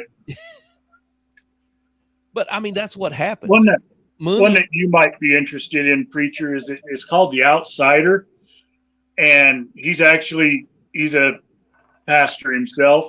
Him and his dad built a cabin in Canada. And literally, what's that? I think I've seen him, The Outsider. Yeah. Yep. The Outsider. And he did most everything naturally even when he put his logs up on the house, it was nothing but with an A-frame and ropes and stuff. And it was really interesting. And he's a great guy to watch. Yep. And he just did a video today. His dad passed away this week, and I was hated to hear that. Well, Moonshiners is right up there with them. The first episode of Moonshiners, I was like, this is awesome. And then I'm like, why aren't they being rated? I mean, everybody's watched this TV. The guys in Campbell County, Virginia, it's not that big of an area. How's he getting away with it for season 8, Yeah. How are you not busted by now? Yes. I agree. I watched the original couple series of Moonshiners also. What was the show where they had the street racers from Oklahoma? Yes. Oh, yeah. That was interesting for a while. The truck that farm truck. Oh, what do they call that? The farm truck. Yeah. I love the farm truck. Just a truck out there drag racing with the rest of the guys.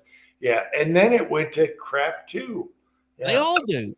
Well, they all go to crap. What Hollywood does is they find something that works, and then they just keep doing it until you're sick of it. Yeah.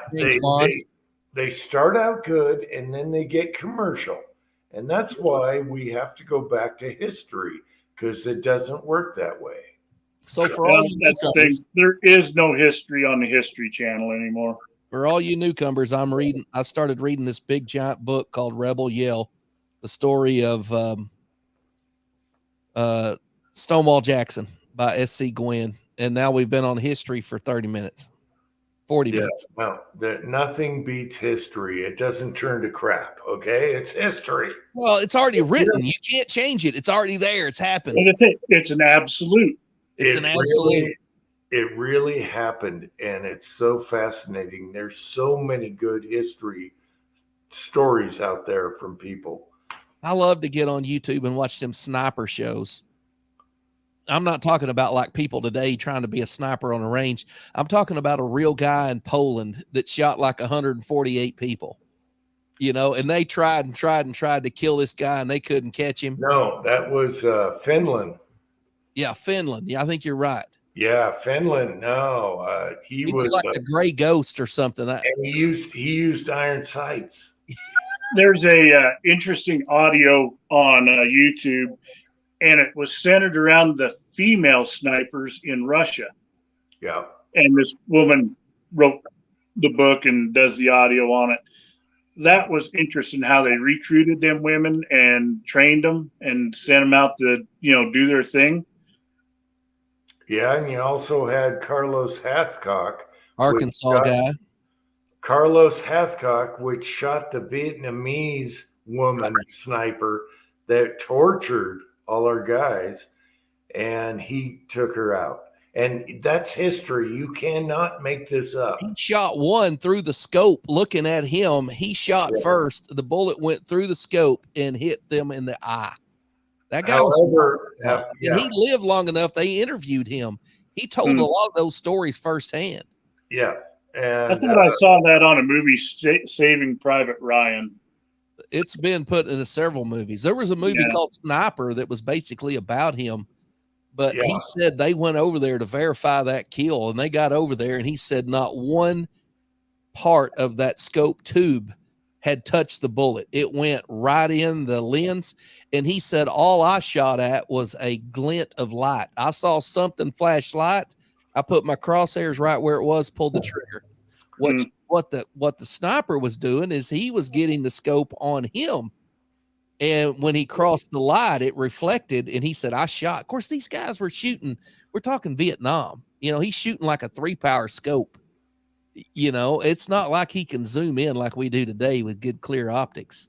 Well, his favorite was, I forget what her nickname was, the Vietnam sniper chick.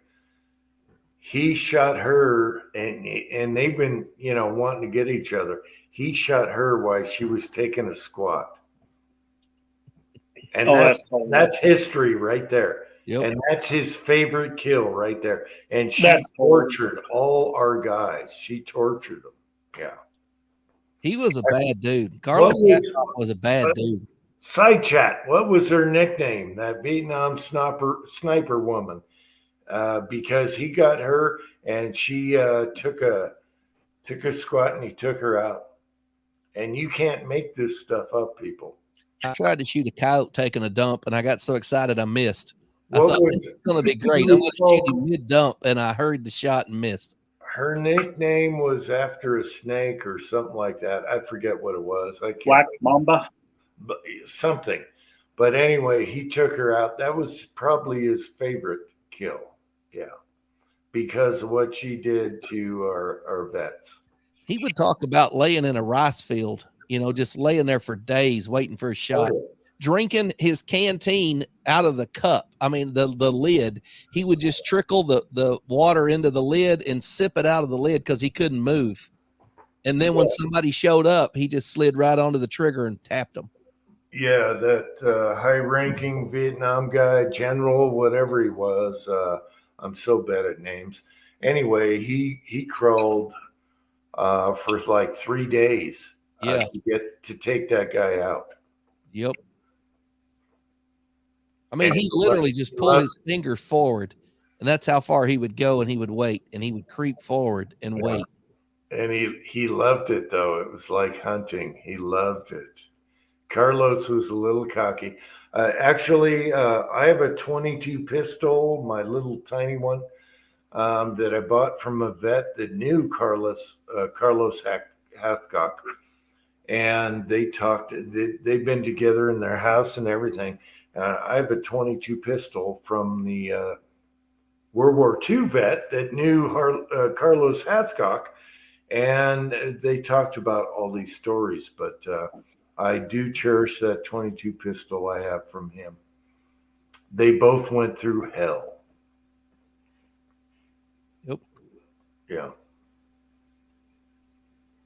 Good stuff. You can't make up history is way better than fake stuff. I try to tell that a million times.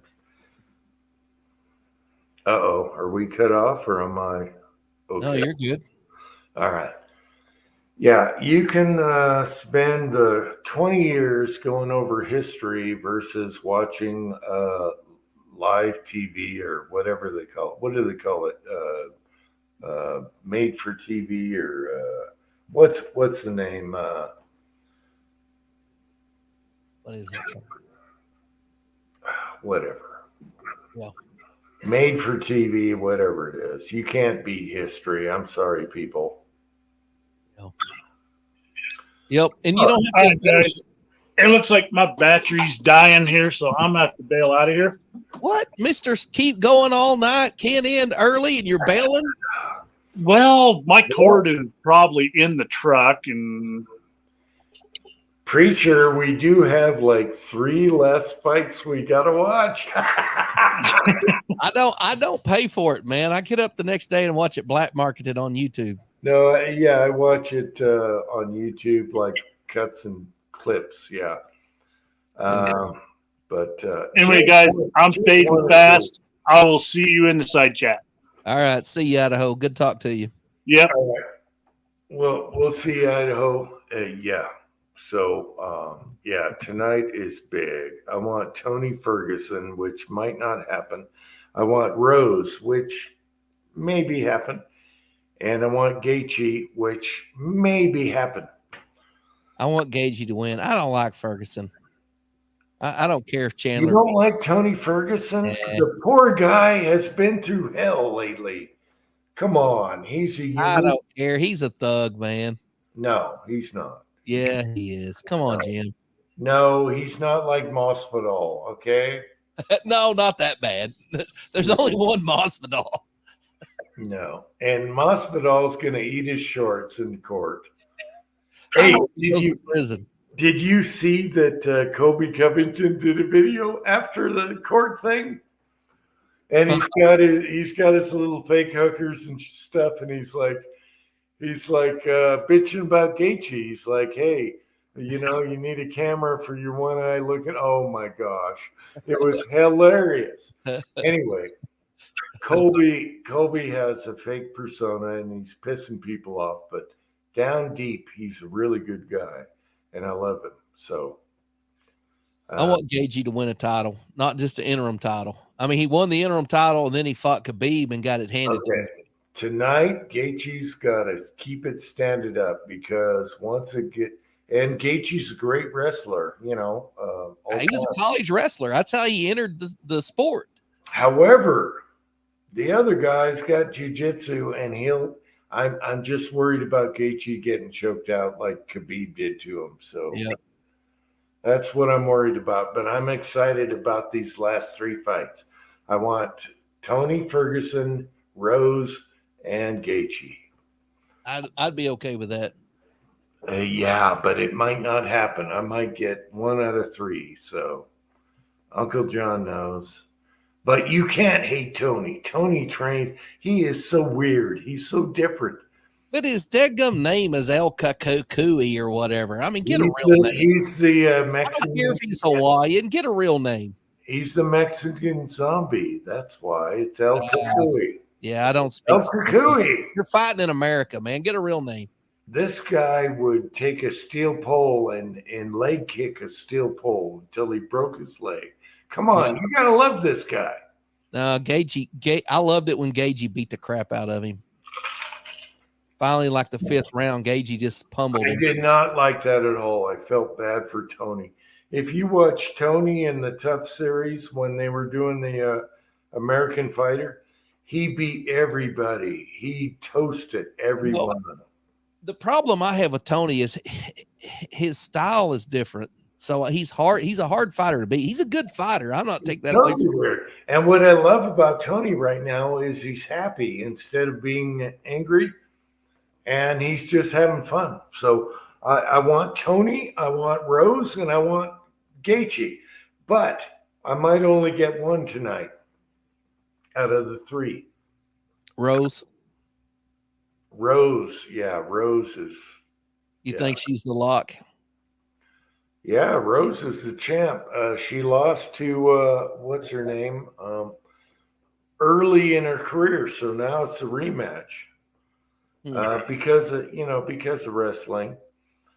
But I think Rose will take her out. So Tony, Rose, Gaethje. That's what I want tonight, and it's going to be happening soon. I just hope Thug Rose will grow her hair out. She's got that whole Sinead O'Connor thing going. I just can't stand that. If you look at her early when she lost to the person she's fighting tonight, I'm bad at names. She had hair? long hair. Yeah. Yeah. But now she's kind of. She looks like she's escaped from a Nazi death camp. I know. That hair, that burr haircut. I just can't stand that. I don't think women ought to have long hair, but crap, they shouldn't look like day one of Marine Corps basic training. That just looks weird. But she is Thug Rose. You gotta love Rose. So she's kind of mentally weird. She's weird. Something's wrong with her, but I want Rose all day long. So Tony, Rose, Gaethje. We'll see what happens tonight. I'm worried about Gaethje because that jiu-jitsu, if he gets on his back, he's toast. So even though Gaethje's a wrestler, it's not like jiu-jitsu. So we'll see what happens tonight. Yeah, but he'll go in there. He'll put on a show. He won't go out just. Gaethje is called the highlight for one reason. He is the highlight. You do not want to miss one of his fights. He doesn't back up. He doesn't run around the ring. He doesn't try to win points. And then it's pure warrior. He get knocked out, but he's trying to knock you out while he's getting knocked out. That's right. He's that kind of guy. And I hope he throws the leg kicks all night because he has the worst devastating leg kicks anyone else has out. When he whips that leg around, he doesn't just kick you like sideways. He comes down. His leg goes up and then comes down. He's kicking from the top down on your leg. He turns people into bipods, and I hope he does it tonight. That's his defense. Leg kick and punching. He's a good boxer. Uncle John, don't be making G.I. Jane jokes. Will Smith will slap the crap out of you. Yeah. It's gonna be good. I hope I get at least 1 out of 3. But I feel bad for Tony. He lost a couple tough fights, and Tony is really cool. I don't know why you don't like Tony. He's a cool dude. He's so cool. And nobody has better eyes than him, even though he wears sunglasses all the time. Yeah, I don't like him.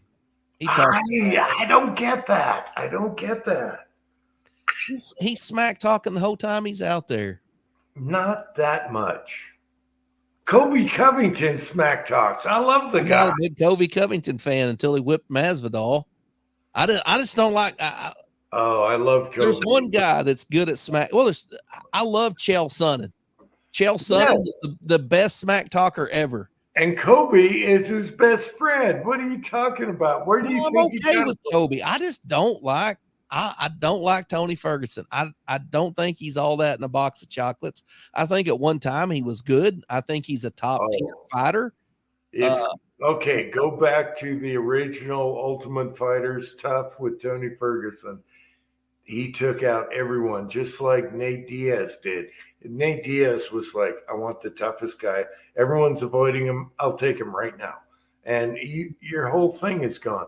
But no, he kicked his ass. And same with Tony. They both they both took on the toughest guys and whipped them all through that when they were young. So But he's old now. I know, but Tony deserves it, man. He trains like an animal. I love that guy. I watched a video about 2 or 3 days ago. It's been longer than that. I hadn't had time to watch videos. It was a week ago. It was all of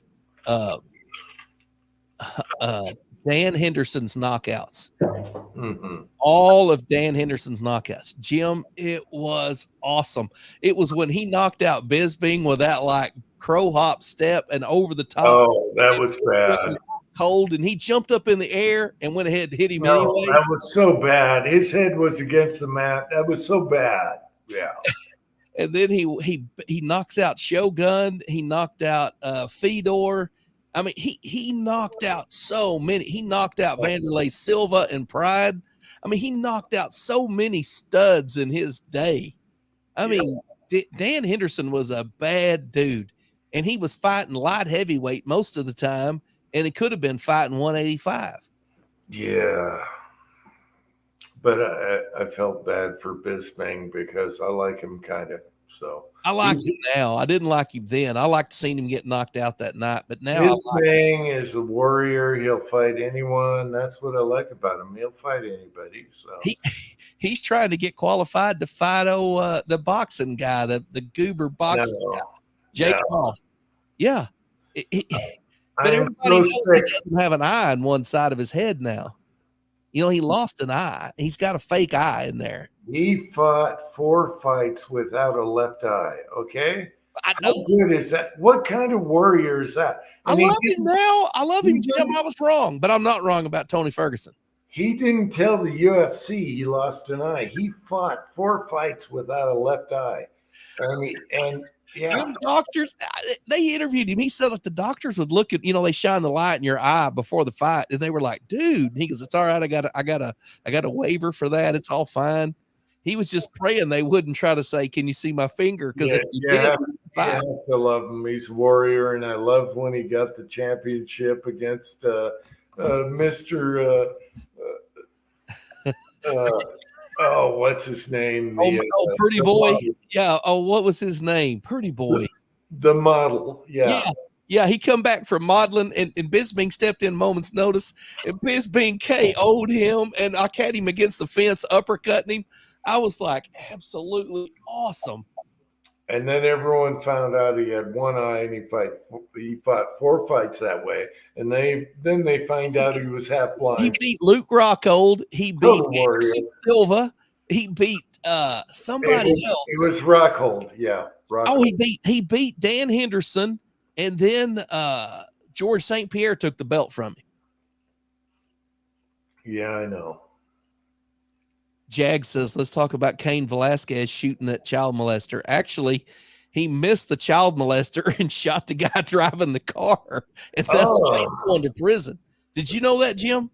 Jag knows what's going on. Yeah, I know all about that. And I feel bad for Cain. Cain is the nicest person in the world. Agreed. He was defending his child from getting molested several times in a child care or whatever you call it. Daycare center. Do you blame the guy? No, I don't. He could have done it better. I mean, he could have just look. If you're going to pull the trigger, don't shoot somebody else. Yeah, he went off in a rage, but that guy's going to go to jail forever, and he never. The guy is the nicest guy in the world. Everyone will tell you that. And what he should have done is waited for the guy and then just choked him and took him out. But no, he was pissed off. What kind of question? What kind of a psycho pedophile do you have to be to molest Cain Velasquez's kids? Well, he probably didn't know it was Cain Velasquez's kid. So, but what he should have done is just took him out separately. Yeah, he should have just walked up behind him at the grocery store in the produce aisle and just slipped a sleeper on him. One of the baddest heavyweights in the world. So, He didn't. He just got in a rage and he I- did that. I don't think he's going to get off. They're going to put him away, and he doesn't deserve it. He's just a father protecting his kids. Yeah. I hope It's so bad. I hope he It's so don't go to wrong. prison.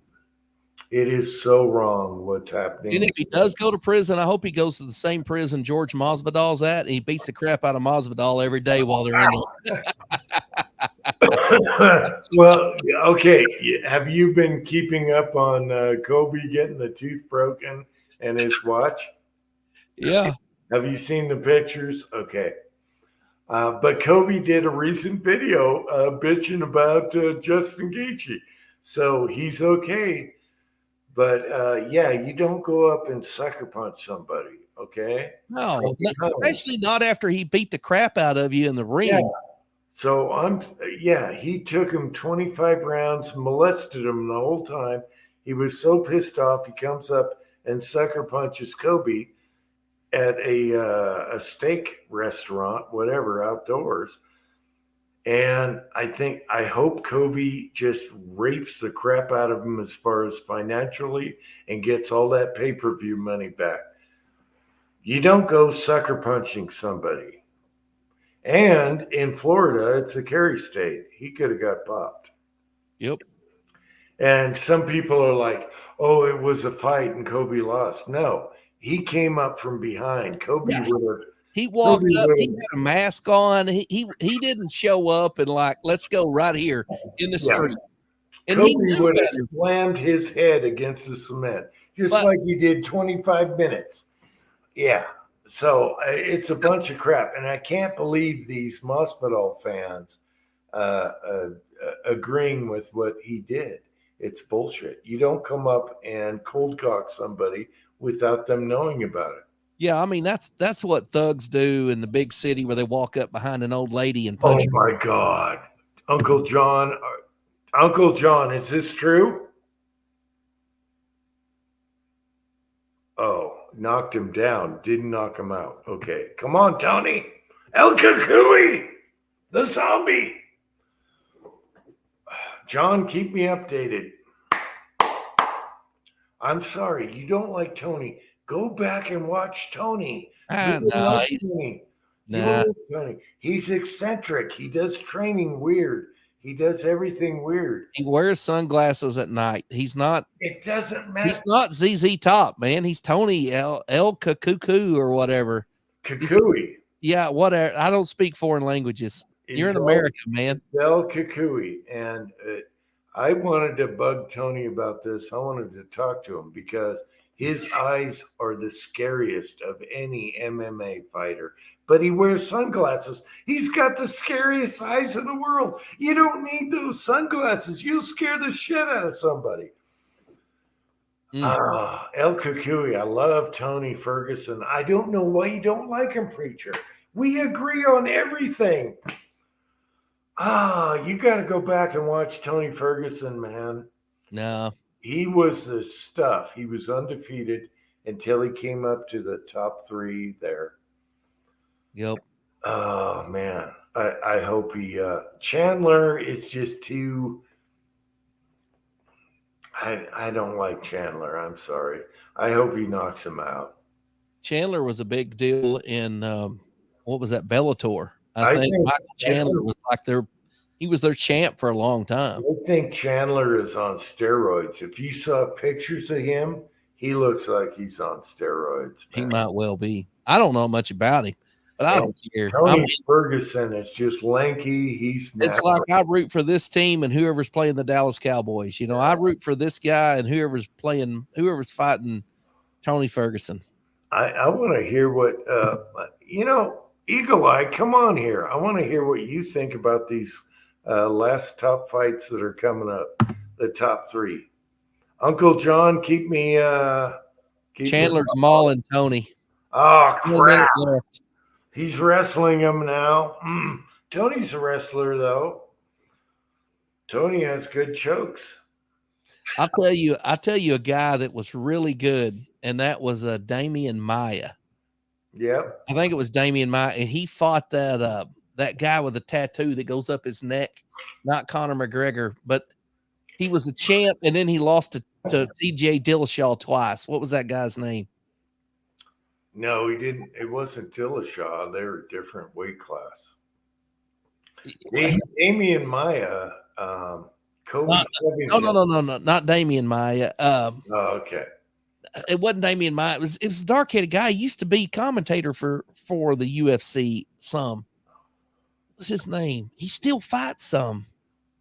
Anyways, I know who you're talking about. You're talking about oh my God, I can't think of names right now. I know who you're talking about.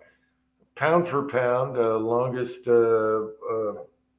title range. He was a top dude, and this guy's been knocked out 2 or 3 times since then. I can't stand Kobe. No, I can't stand what's his name? Who you just Kevin, Cody Garbrandt. Garbrandt. Cody Garbrandt. Yeah. You remember when Cody Garbrandt fought not Damian Maya? He was like 185. This guy was a 155 fighter or 145. What was his name? You're talking about not Dillashaw. Dillashaw beat him twice. And the guy he took the title from, he fought him 5 rounds. Yeah, the announcer. Somebody help me. The announcer. It'll come to me. I'm so bad at names. I know who you're talking about. Garbrandt mocked him. I mean, he would hit him and like he'd get all wobbly, and Garbrandt would be like, "Oh, you're all wobbly," and then the guy would miss, and he like did the robot a couple times. You know, when he missed him. Yeah. I mean, he just total mocked the guy and spanked him all 5. Right now, the names have. And that guy was undefeated. I mean, he was like unbeatable. He still fights some. No, he's actually going to fight again. Yeah, he's a dark-headed guy. He's done some commentary. Oh man, I know exactly who you're talking about, but my name not Big John. Big John's an announcer in Bellator. The names in he's Big John is a referee. The names in my head, I can't come to it right now, but it's. But you know who I'm talking about. I know exactly who you're talking about. He was the champ. He reigned forever. And gosh darn it, what's his name? He lives in California. Anyway. They all do. No, not all. Anyway, it doesn't come to me the names, but I know exactly. Dominic Cruz.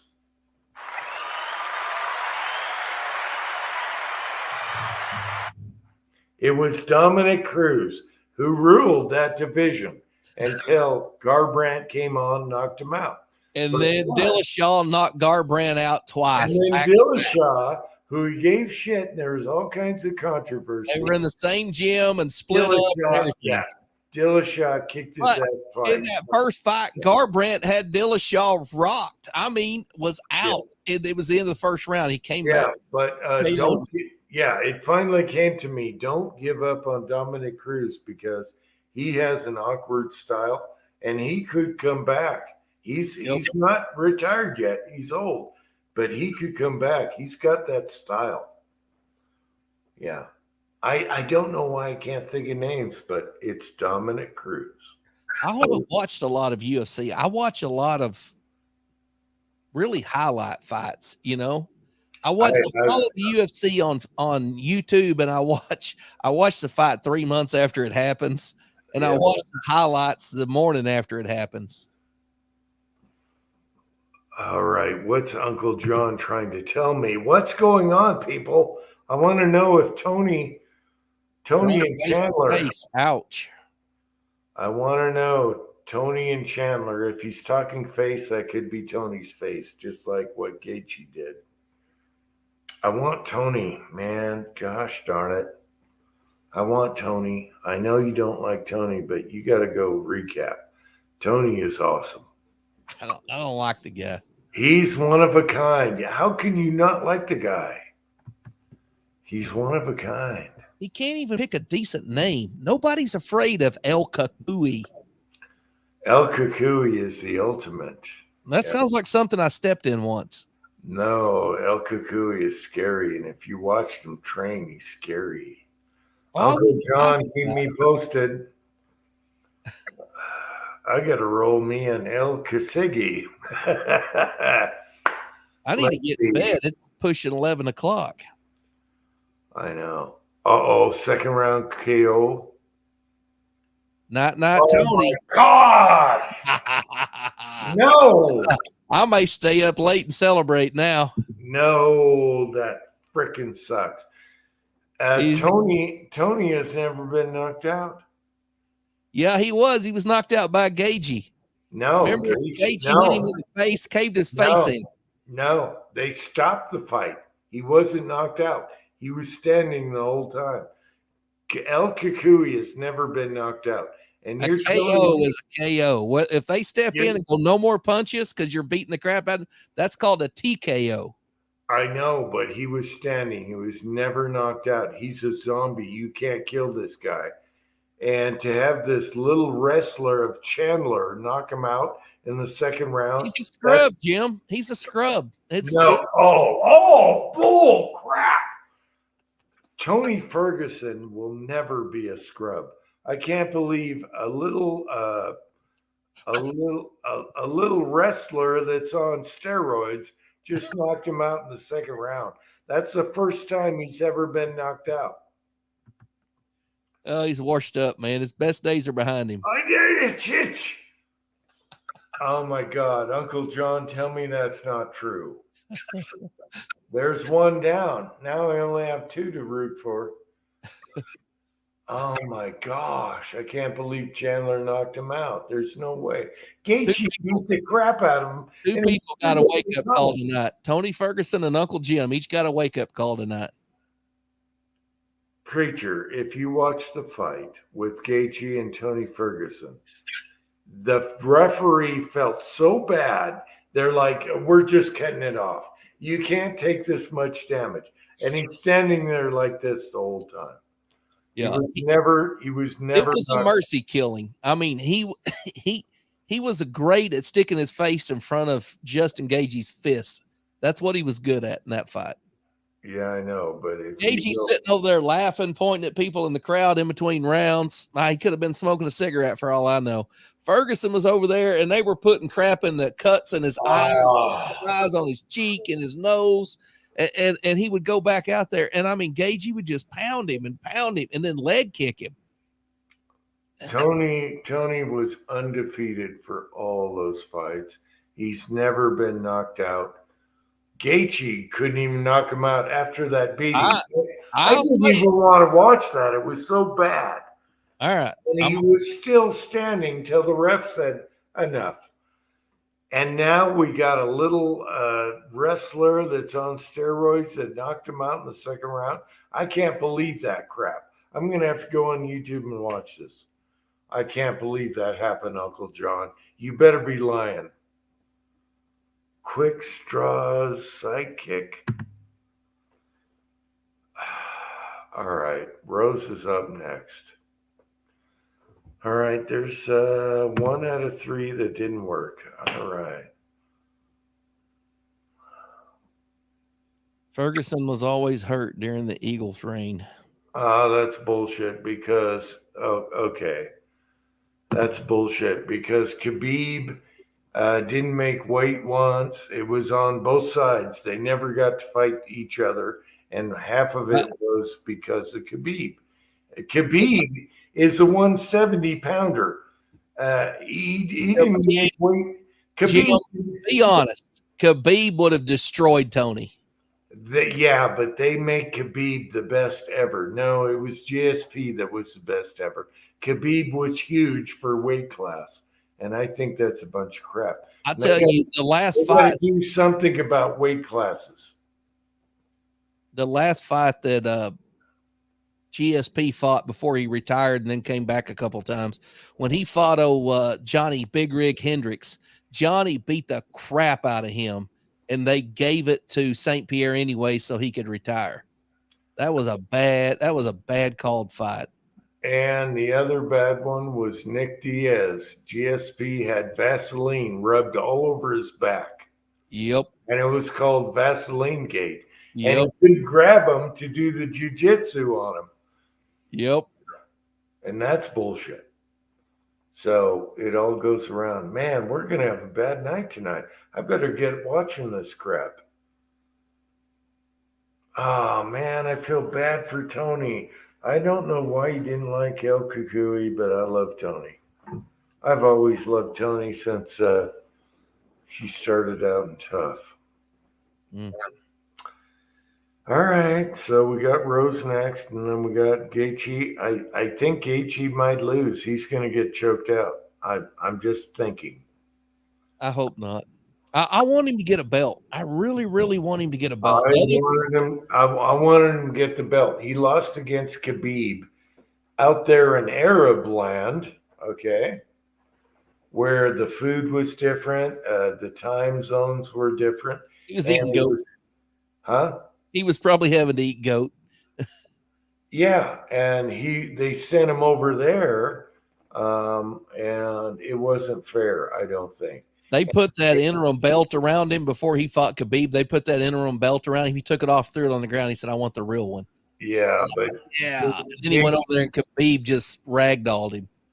Yeah, when they put him on Kiowa Island or whatever, he was not comfortable there. Time zone was wrong. He didn't even look right. He was doing good leg kicks, but Khabib took him out, and that wasn't fair. That's all Arab countries. They're all going to be rooting for that. I think if they fought in the U.S., it would have been different a little bit, but Khabib was tough. I mean, he's really a 170-pounder. How he makes 155, I don't know. I think he sold his soul to the devil. It's just being a weight bully there, just like a lot of them. Khabib, he just has an ability to grab a hold of you and not let go. He has a strength that I've never seen anybody like him. He gets a hold of you, it's like a snake. If he gets a hold of you, you're on the ground. He's on top of you. I mean, he ragdolled Conor McGregor. I mean, he talked smack to him, held his arms down, and punched him in the face slowly. Yeah. He could have tapped Conor many times, and he just continued to beat the crap out of him. But if you watch the fight with Khabib and Gaethje again, you'll see that Gaethje was really tearing up that leg kicks, and Khabib was getting pissed. He couldn't stand on that right leg anymore, and then he took him down, choked him out. Yep. But yeah, you got wrestling, jiu-jitsu. It always wins when you take them down. It always wins in MMA. You can't argue. You can't argue with those two martial arts. I went to the local mall. I haven't been in the mall in about 3 or 4 years or more. And I was going to go over there and walk because it was raining. I thought I can go inside the mall and I'll walk and get my walking in for the day. They've got a Gracie Jiu-Jitsu gym in the mall here now in Fort Smith, Arkansas. Yeah. Jiu-Jitsu is awesome. But usually jiu-jitsu is once it goes to the ground, where wrestling is I take you to the ground and then you got your stand-up fighting. Yeah. So, jiu-jitsu, and that's what's going to be interesting in the Gaethje fight tonight, because who instigates? I mean, does it go down to the ground with jiu-jitsu? Then Gaethje's going to be screwed. So I don't know. Did you ever hear Big John McCarthy talk about the first couple of UFCs he wanted to fight in them, but they already had a Brazilian jiu-jitsu guy and Royce Gracie, and they wouldn't let him fight, so he became the ref? That's how Big John McCarthy got his start as a ref. He was a Brazilian jiu-jitsu guy, and they wanted somebody that knew that so that they could kind of understand what was going on. But yeah, he wanted to fight in the first, I think it was like UFC 2 and 3 and 4. And they just kept making him be the ref because they didn't want more than one Brazilian jiu-jitsu guy. Yeah. You know what though? I don't like Big John's channel commentating on fights. He's like one-sided. He hates Kobe and he's all one-sided. I don't like Big John. He's a good ref, but I don't like his nowadays commentating on fights, because Yeah. he's so one-sided. And his little sidekick is a bitch. I don't like that guy at all. I haven't seen it. I watch Chael Sonnen every once in a while. I don't watch much of his stuff. He gets Chael's kind of funny, but he's always been that way. Yeah. man. I'm telling you, when Chael Sonnen was smack talking on ESPN, it was the absolute best He smack was- talk ever. He was the original smack talker. Oh man, they just don't make them like that anymore. No. And, you know, he's got a lawsuit for wiping out all those people in the hotel room or hotel lobby. Somebody And told I him to grab thought his at first butt or that- something. He started just Yeah, I thought at first they're just making up stuff to get his money. But then it sounds like he took some sleeping pills or whatever, and he wiped all these people out in the hall room. And it doesn't look good for Shale. It doesn't look good. And it's weird because he's like a regular American good guy. Yeah. But it looked like he lost who he was. I guess there was some kind of sleeping pill that affects him. He blanked out. He didn't know what happened, but then he wiped out all these people in a hall room, including women, and choked them all out and everything. And now, you know, he woke up, he didn't remember. And what the hell's going on with that? You've never seen that come out of Shale. Weird. And let's go back to history. This is real. You can't make this up. The cream will rise to the top. It's real. You can't make this. It's better than TV. And he blanked out and acted like somebody's not. I don't get it. There's so much weird stuff going on. You're right, Jag. That's what Ric Flair, he made the bad guy in wrestling. He was the original bad guy, and Chael Sonnen took that he learned what the early wrestlers had and brought it to MMA and used it for negotiating power to fight the top guys and to get more money. Colby Covington uses the walkout music to Ric Flair, and it's the best music ever. You suck. You suck. You suck. He walks out to that every time. Yeah. And Ric Flair gave him his blessing. So, yeah, that's Colby Covington's act. Yeah. That's funny. But nobody wrestles better than Colby in that weight division. I'm sorry. He's a monster. That guy is, wow, in shape, cardio. He can go 10 rounds and not even breathe. So he traumatized, what's his name? Masvidal. He traumatized him so bad, Masvidal had to go out and sucker punch him outside of a restaurant. Steakhouse. Yeah. Yeah, he was so. You know, Oh, the Israel Adesanya knockout of George Masvidal, where he hits him and the sweat slaps off his face, and it's like a mist. When Adesanya hits Masvidal, no, that wasn't honest. No, that wasn't him. That was the champ. You're talking a different weight class. That was man. Why can't I think of names right now? you're right. I'm getting his name wrong. He's the 170 champ, not the 185 He's champ. Gaethje's buddy in the camp. So when he hits when he hits Masvidal with that right, just straight right. Usman. It was Usman. Okay. Yeah, Mauro Usman. Some When he reason hit him, I when can't. his think head of- snaps so fast that all the sweat comes off and just like that.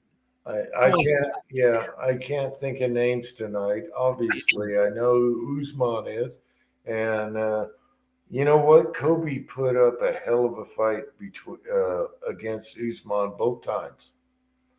He got his jaw broken the first time, and he fought 3 rounds. He won the round after his jaw was broken, and Kobe's the man. You know, if Usman wasn't there, Kobe is the man. So. But I love seeing Masvidal get. Yeah, you don't like Masvidal. Yeah, he's all hype. Yeah. 3 pieces and a soda. Yeah. I've heard him talk about like going in a bar and just punching some random stranger in the bathroom, just rearing back. I mean, they're just in there washing their hands. You just walk up and punch them. And I'm like, what are you proving? Yeah. You know, what bugged me about the Kobe thing was Kobe beat him 25 minutes, ragdolled him all day long.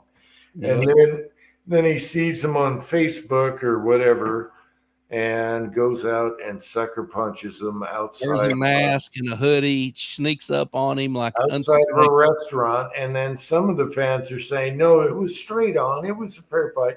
And it's like, no, all the witnesses were like, the guy came up from behind. Kobe didn't even know it was coming. And he didn't knock him down.